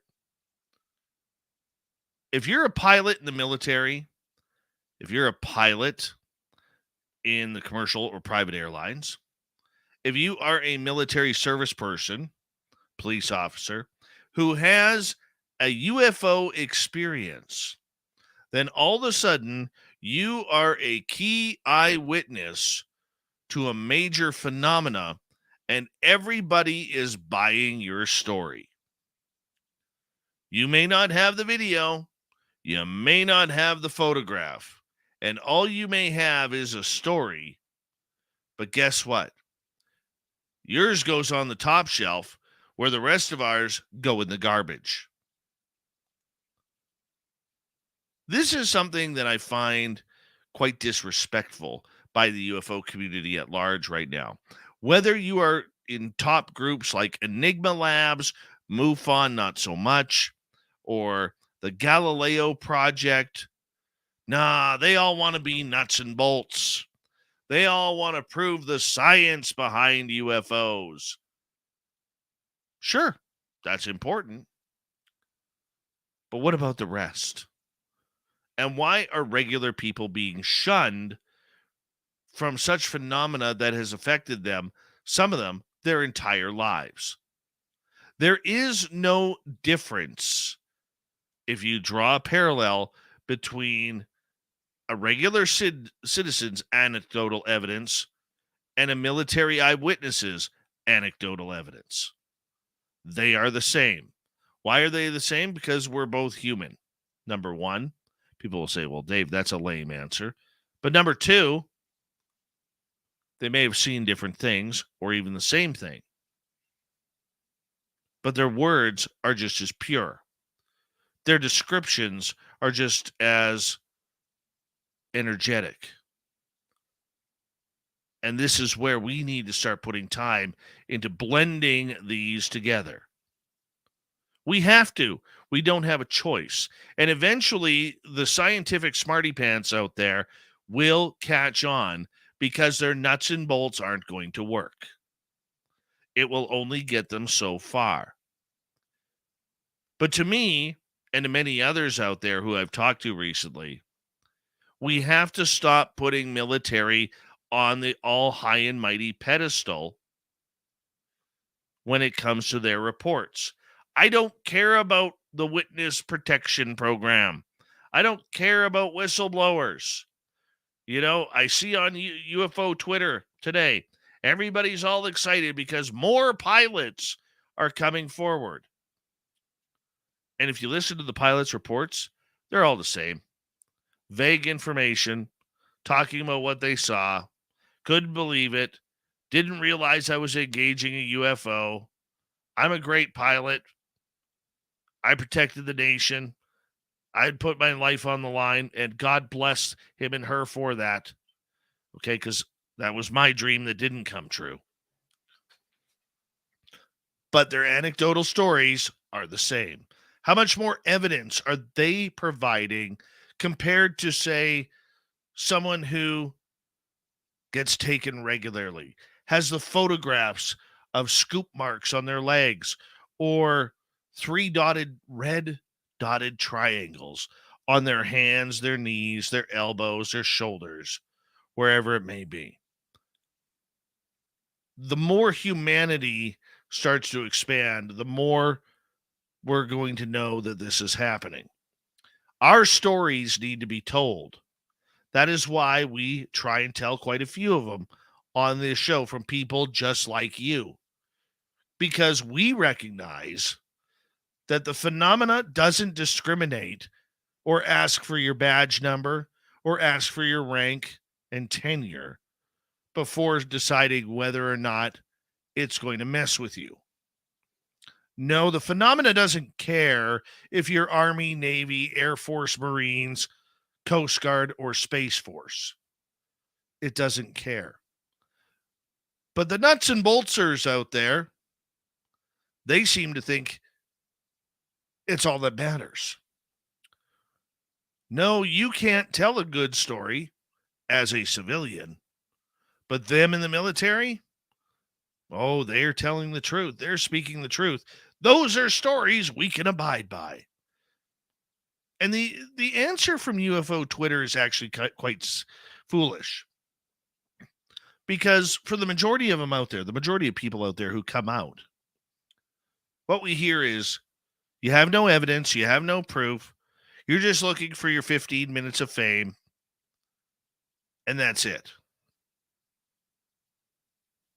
Whereas the military, oh my God, just because you pilot a $65 million FA-18 Super Hornet, that immediately you are better than me. Well, you're not. Have you called in UFOs? How did that happen? If you had a UFO land in front of you, how did that happen? Have you had something from out there somewhere communicate with your brain? Did these UFOs that you're seeing, these Chinese space balloons, spying that you're engaging, if that's what they are, did they at any time send you a telepathic message saying, by the way, your hair looks great under your helmet, or you better turn left because I'm coming to the left on the opposite side? Did they get any of those? Do they have any missing time that seems to force people into disbelieving what happened to them, bringing emotional deconstruction of the situation to them? No, they don't. When's the last time you saw a fighter pilot go missing for 6 hours, come back thinking it was only 5 minutes, and then breaking down because the last thing he or she remembers is seeing a little gray figure walking towards them? No, we're not going to get that. We are not going to get things like that because the military still wants to keep this a big secret. Enigma Labs, who apparently doesn't work with the military, but their owner has military contracts, they don't want to tell you who's investigating your cases. No. Everything wants to be a secret on that side. Ufology isn't a secret, nor should it be. It needs reasoning, it needs understanding, but it also needs credibility, which many in the mainstream still do not give this, even though we have proven with boatloads of evidence, both on the governmental side and the research aspect side, that it's there right now. But until we get over this nuts and bolts debate from Galileo Project, from SETI, from UAPX, from Arrow, from Enigma Labs, until we get over that, we might be able to move on. Slowly but surely. Watch who you give your reports to. Don't give them to somebody who's got too many secrets out there. You need to talk to someone. Don't do it. It's not worth your time. No, nothing is worth your time right now if you are a civilian. It's not. We're not good enough, according to the government. We're not good enough, according to these research groups. We're just not good enough, even though we likely know more. Just wait until they actually start paying attention to people who've had these incredible downloads, who know nothing about physics or nothing about chemistry or how to fly a craft. And all of a sudden, they start coming up with the mathematical equations to solve some of these new mysteries. It's bound to happen soon. Lots of people have downloads. Many of them haven't been able to translate it or the meaning of it just yet. No, but we're not supposed to be listened to. No, this is all about nuts and bolts fighter pilots. Yep, and that's why we still get called the names. Whether it's people wanting 15 minutes of fame, whether it's the tinfoil hatters, whether it's enthusiasts of the subject. Yeah. Tell Grant Cameron he's an enthusiast after 50 years of research. Tell the same thing to Melinda Leslie or Linda Moulton Howe or Richard Dolan or even the late Stanton Friedman, Peter Robbins. There are dozens of people out there who have given their lives to bring this story out. Good civilian people, okay? Educated people, people who have worked in universities, worked as journalists, worked in science programs, worked as nuclear physicists, writers, authors, people who have given their lives to making this subject one of conversation. But as we see the government and all of these scientists trying to put it all back, this is where the UFO community needs to gather and stay strong. Sure, they can exploit it. Sure, they can take advantage of what's going on. But it's up to the community to police itself. It's the way hockey used to be when the players police themselves. Yeah, you would get a few fights every now and again, but there was always more respect in the next game. That's what we need to see here. And it may come down to the fact where the civilian side, the enthusiast side, needs to drop the gloves a little bit. Then and only then, maybe we'll actually get paid attention to. And the phenomena will actually show that it takes more than just a couple of wrenches and a screwdriver to work on these nuts and bolts. That is your Dave 101. Thank you so much for tuning us in. If you have a comment, just if you're on YouTube, give us a comment down below. It really helps with our algorithms, and we'd appreciate that. If you're listening on the radio, let us know what you think via Twitter, or go on our YouTube page and let us know, or our Facebook page, Spaced Out Radio. And that's it. Let's get to the news. What time is it? It's time for Shirky Poo's news! A woman who is clinically dead for about 15 minutes says that while she was dead, she spent about 5 years in total heaven and had a vivid recollection of what it was like. May 6, 2001, Dr. Linda Kramer went to the toilet in the early hours of the morning and felt like she was going to sleep, but was actually experiencing what would have been a far more final resting place than a simple slumber. What happened? Yeah, she would later discover that she had been pronounced medically dead for almost 15 minutes, but that time, while she was being treated by the paramedics, she said she felt heaven, and she was allegedly there for 5 years. Since time did not exist up in the heavens above, no, she said she would estimate the passage of time depending on how far she had traveled through this world she had now found herself in. Guessing that she could walk at a rate of about 3 to 6 miles per hour in real life, she used that to chronicle time as she moved around heaven. Dr. Linda found that she could assume any form she wanted in this domain and could even become other people she met there. And the place itself was full of striking individuals. She said, "That's when I found myself standing in what I termed the field of flowers. Flowers, not flowers. I was observing mountain ranges 30,000 times huger than Mount Everest. There's huge mountain range over in the back wherever I was. I could see buildings with skyscrapers. Dubai are like miniature buildings compared to this. I saw lakes, and I could see everything in panoramic view.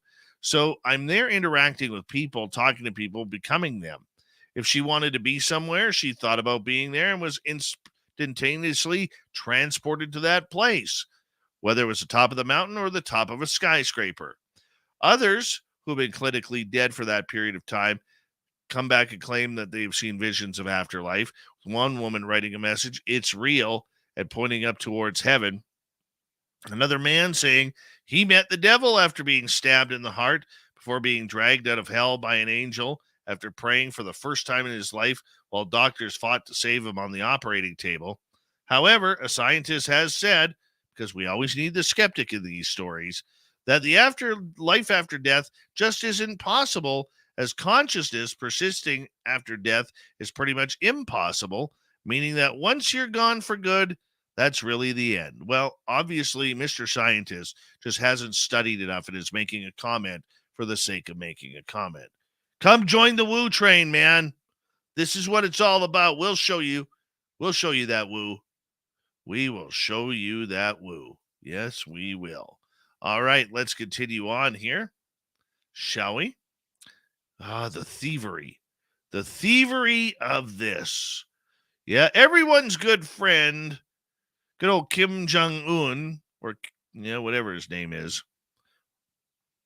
Well, apparently North Korea once stole 1,000 Volvos from Sweden. There's pretty much nothing that could be done to get them back. Yeah, let's face it, North Korea is quite frankly a terrifying country, which is packed full of the awful poverty and misery that you'd expect to see in a third world nation that's authoritarian. But they also have nuclear weapons. While some of the people who are born there have put their lives on the line to try and escape, many do not succeed. Meanwhile, the state is ordering citizens to give up their newborn children's patriotic and ideological sounding names, such as ones meaning loyalty and bomb, after they believe foreign influences were leading to softer naming customs deemed to be lacking in revolutionary fervor. Ah, Kim. There's always hope that North Korea will put aside their controversial ways, but don't let it happen very quickly. Let's get back to the cars. With that in mind, Swedish businesses started expanding in North Korea, signing big deals with the country to export all things from mining equipment to Volvos. According to reports, about $70 billion worth of goods was shipped from Sweden to North Korea in the 70s, and the Swedes became the first Western country to open an embassy there. Well, the problem was the country said, we're not paying, and nothing you can ever do. Yet, not that they weren't able to pay or couldn't afford to pay. They just decided crime was the best option. And even Soviet diplomats couldn't make him turn around. So, right now, if you're one of the millions who is lucky enough to have a driver's license in North Korea, enjoy your Volvo. Your country stole them. How does that feel? I don't know. I want to say a big thank you tonight to our good friend Super Duke from World Bigfoot Radio coming in for the abbreviated cryptid report. Big thank you to Swamp Dweller for another spooky story, this one coming from India. And our good friend Patti Negri for coming on in, hanging on out, author, researcher, Hollywood witch, psychic to the stars. PattiNegri.com is her website. We got Mr. Ron Bumblefoot Thal rocking in the background with Little Brother is Watching. Bumblefoot is the official music of Spaced Out Radio, rocking us in and out of every single show. Get your horns up for the guitar god himself. Special thanks to everybody listening in at home, at work, in your cars, wherever you may be. Thank you to everyone in our chat rooms tonight. YouTube, Twitch, LGAP, Facebook, LinkedIn, Spreaker, the Space Travelers Club, and on Twitter at hashtag Spaced Out Radio.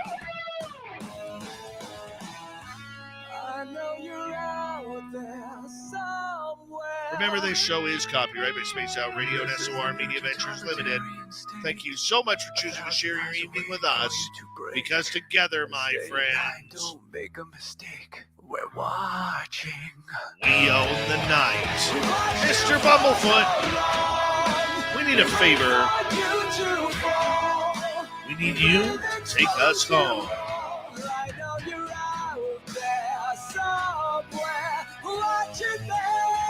Yes, the Woo train has docked for the night. But soon, my friends, we shall ride again. Your seats are always available. Your tickets never expire.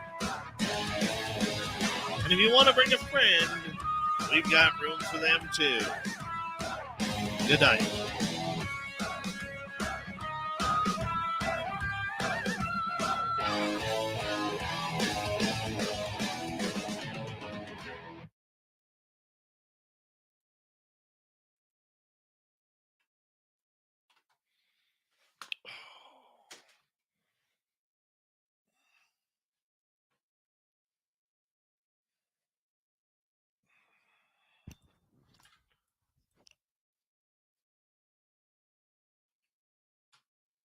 Let's see here. Close that off. Don't need that. What am I doing? My microphone. I'm still on here, dude. What the hell? What the Sam hell? Esmeralda.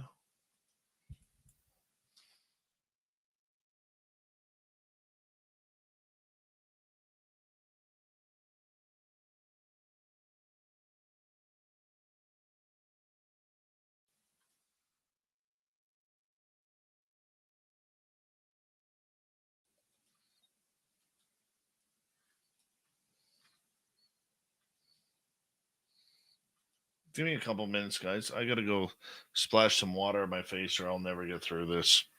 I am tired, so bear with me.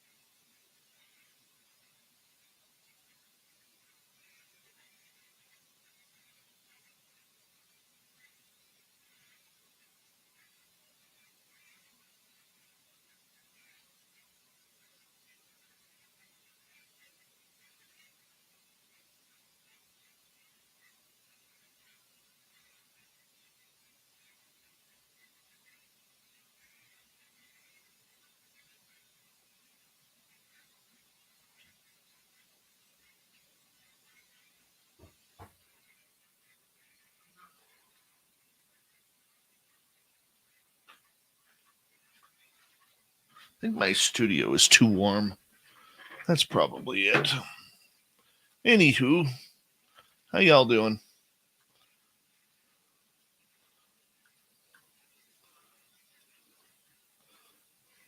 Who's excited about Michael Schratt tomorrow?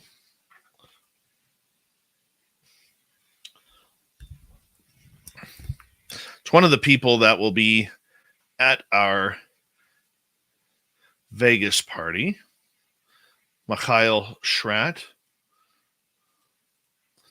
It's one of my heroes in this field.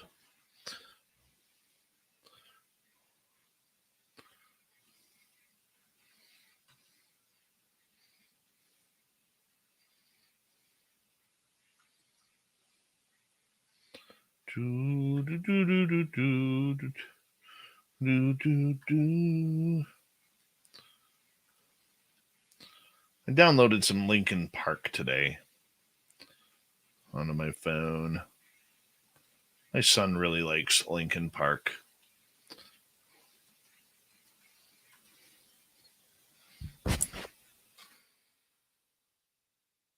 Do, do, do, do, do, do, do, do.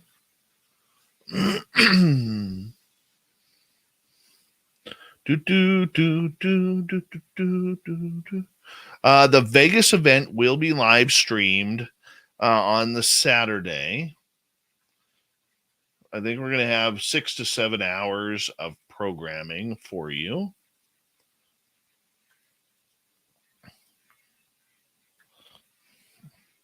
What is this? Okay,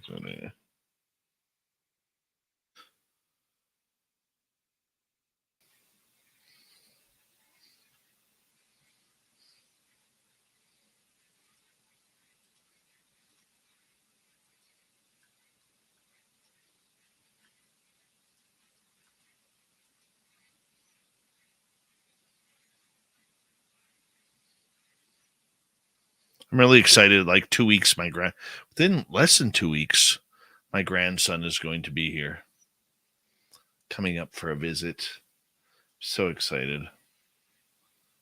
Can't wait to see the little munchkin.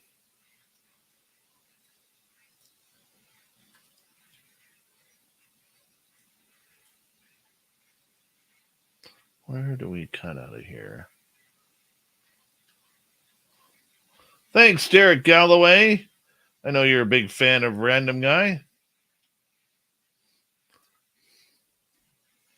All the way down in Florida. Appreciate ya.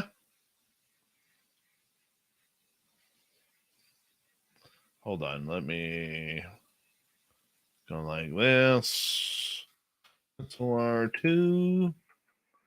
Are you going to have someone filming you, or are you going to film it yourself? We will have.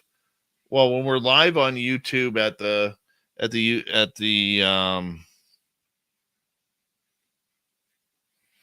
Vegas party, that will be live on camera.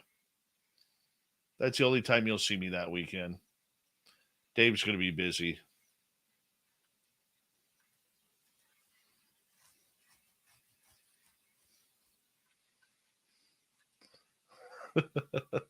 Oh, yes. Get your Random Guy t-shirts right now.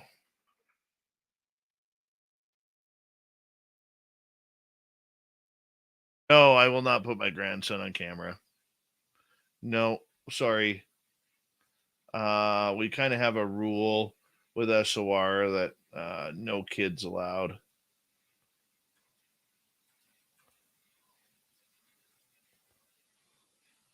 Swishy ishy, you're going to have to come to Vegas and find out.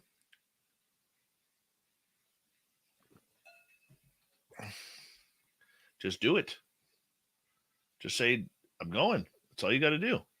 You know, and say, yeah, I'm feeling it. I'm feeling it. I got to go. Got to go.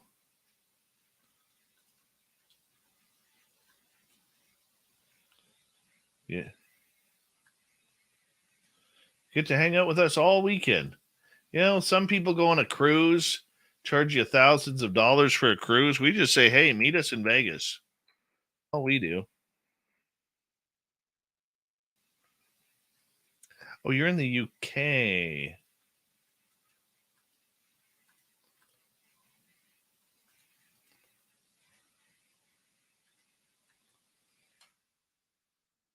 Good morning to you, fellow Commonwealther.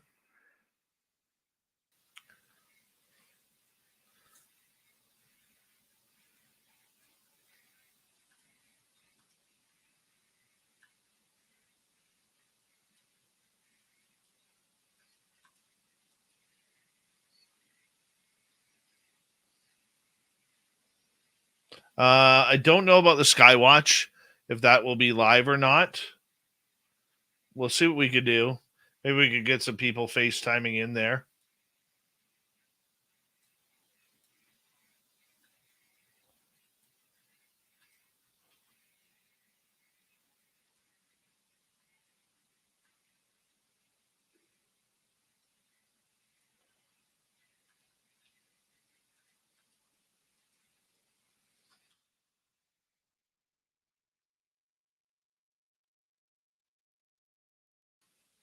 Depends on the signal. That's what it depends on. How much signal will we have? We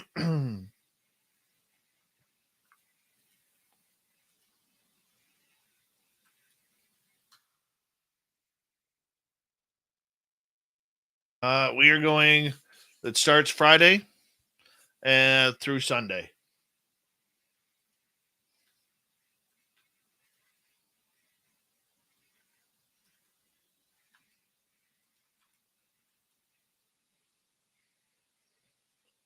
Yeah, Markham.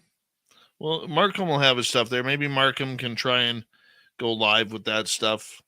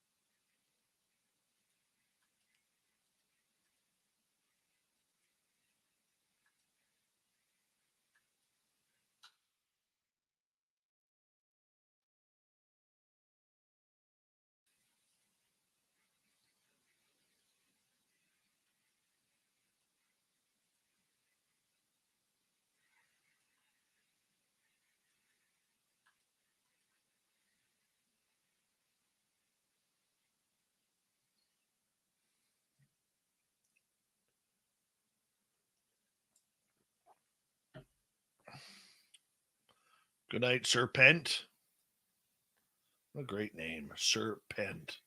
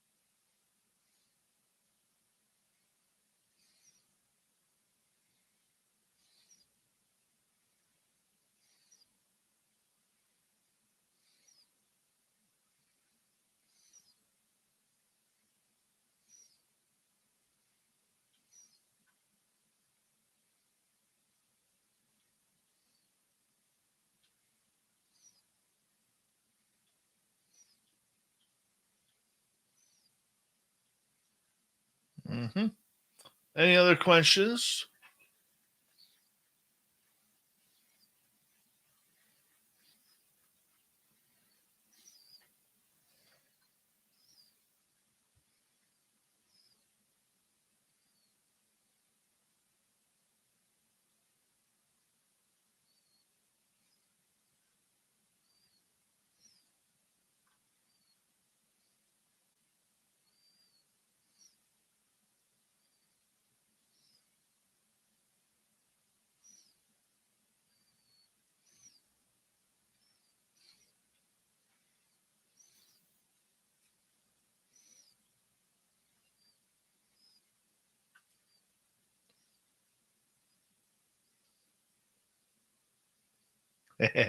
Yeah, my nose squeaks. Nice, eh? I love it. Dave will be going to bed here in a little bit.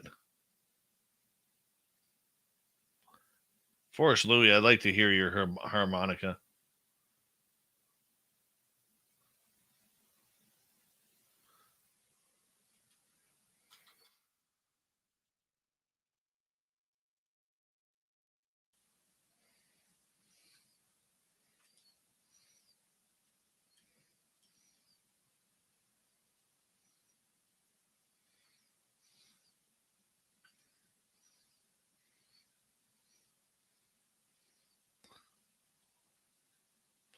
Where's my store here?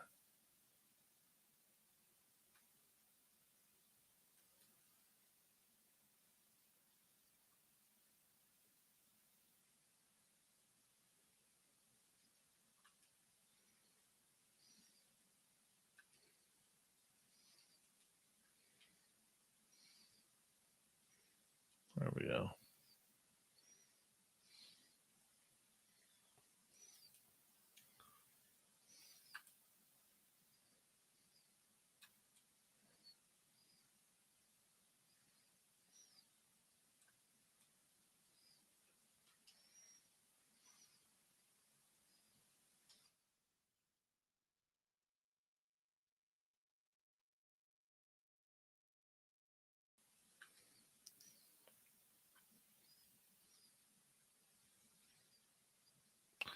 Let's go like this. Hold on.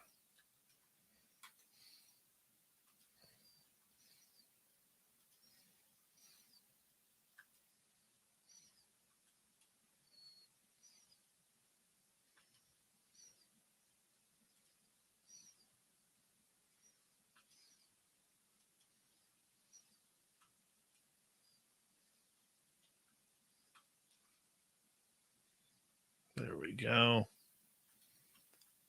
I'm ordering myself some new stuff.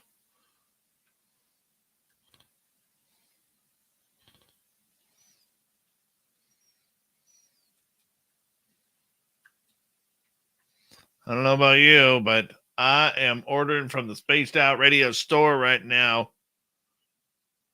Ordered myself some random guy stuff.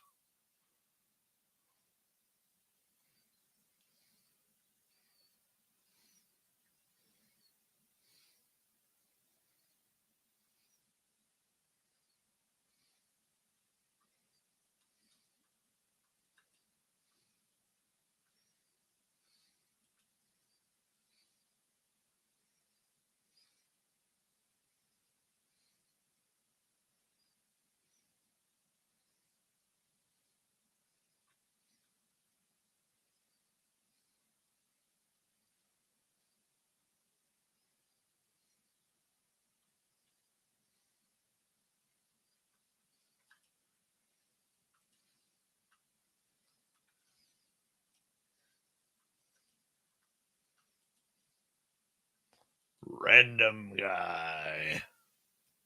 Gotta love him.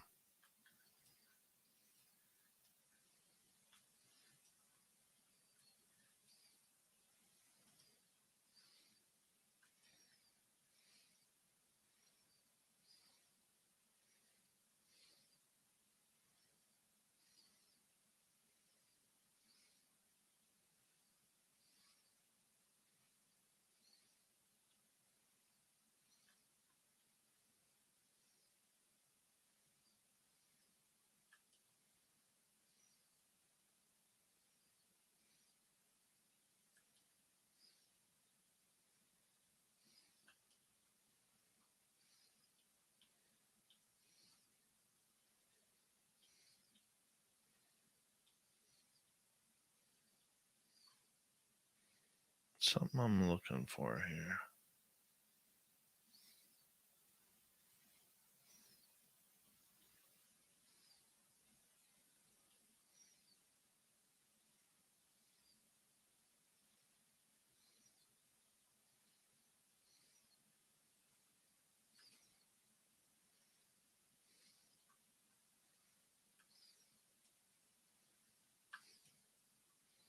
There. Shipping. There There we go. I'm in Canada. British Columbia. Calculate.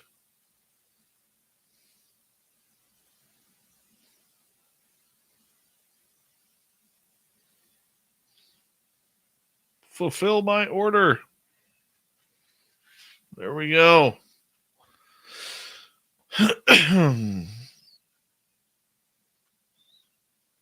Done. I'm excited. I'm totally excited. There we go. Let's get the random guy going here. Oh, God, I got to log in here.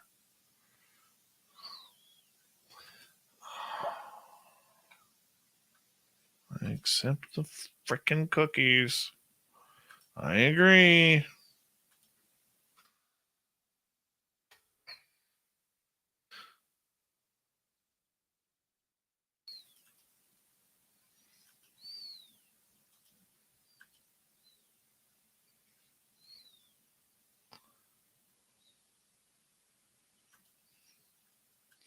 I accept.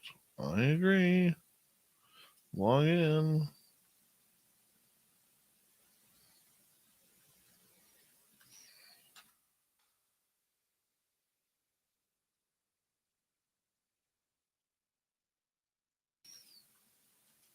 By the way, thank you everyone who helped us get over 21,200 on our YouTube subscriber count. So thank you for that.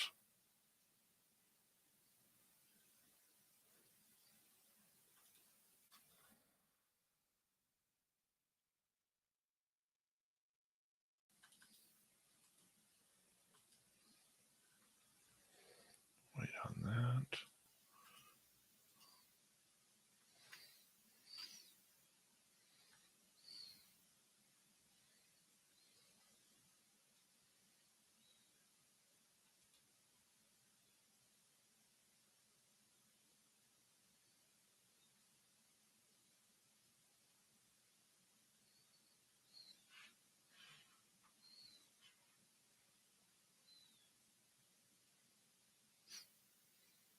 Derek, that's awesome. Hey, Derek, you made a comment on the YouTube from last night's show. You said, I'm curious how you know. Mama Susan, I actually give myself a big order. I ordered both Random Guy shirts. I ordered myself some runners. I ordered myself another El Ovni Volador shirt. And a few hats, because I usually like having hats to give away.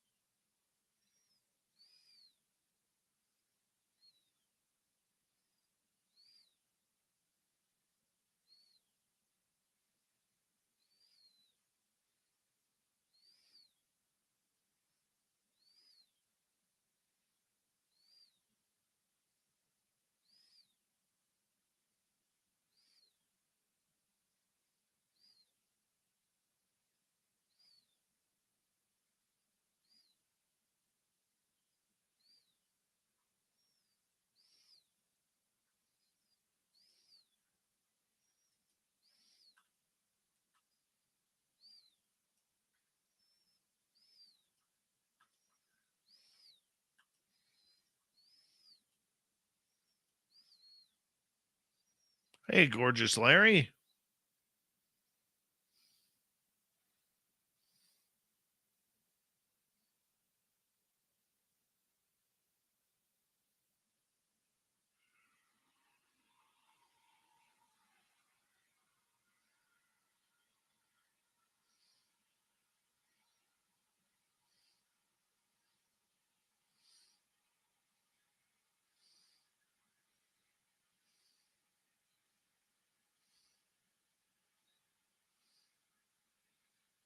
I'm waiting for an answer, Derek.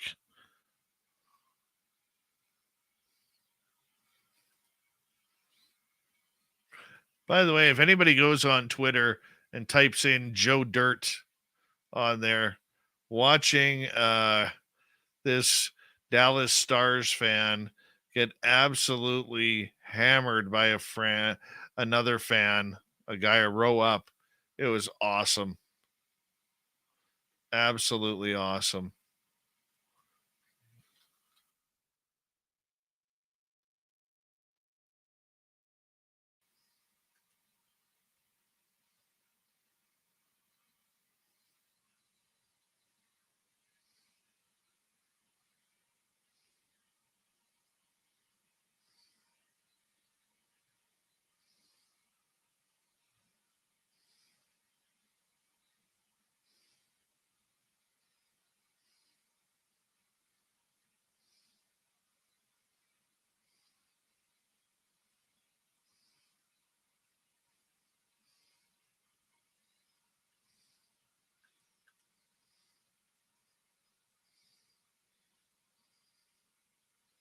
Good night, Crystal J.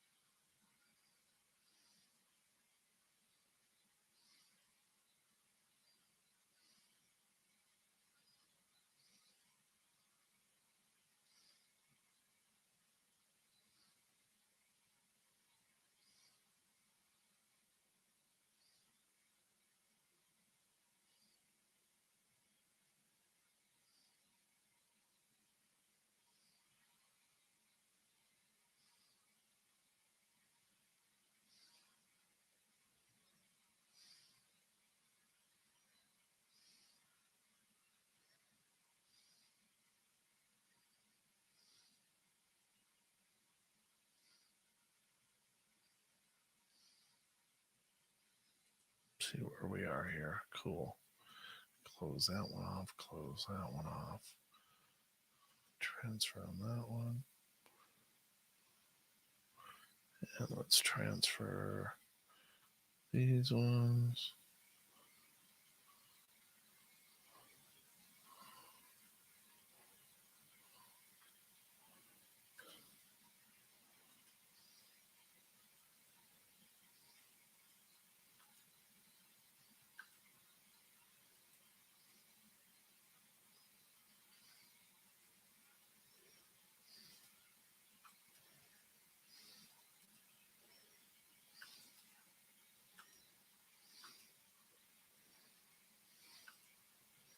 Susie B.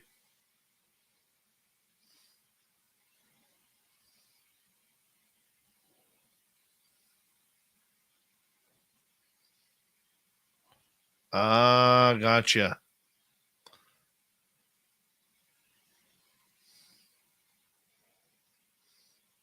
Totally sweet mullet, Susie B.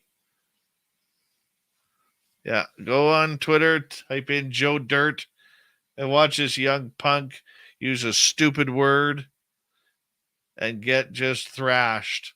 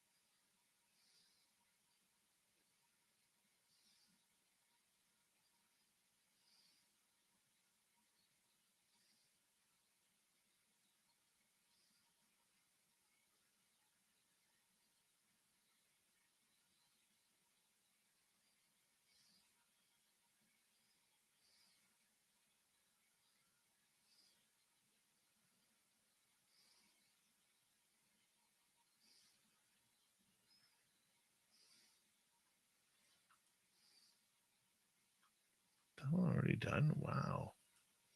Fast.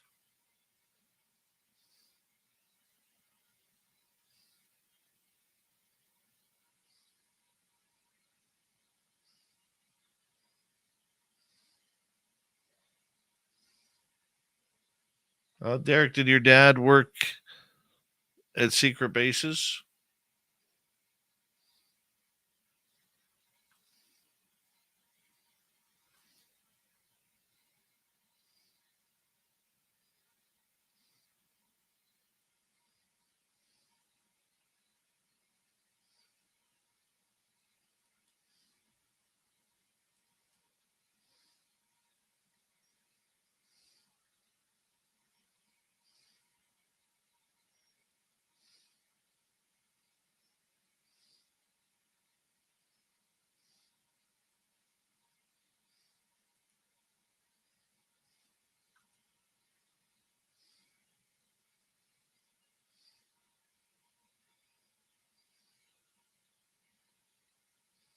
Good old random guy. Good old random guy. Oh, yeah. That's good stuff.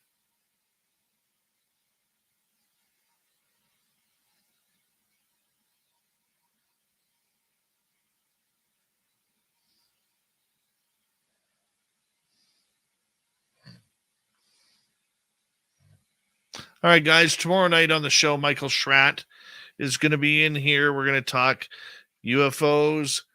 We're going to talk black projects. We're going to talk a lot of cool stuff about aviation. So we'll talk to him tomorrow night. Big thank you tonight to Crystal, Deb, Anya, Louie ×3, Zen2, and Derek for the super chats. Very much appreciate it. You guys get to bed. I'll get to bed. And we'll do it all again tomorrow, guys. See you tomorrow.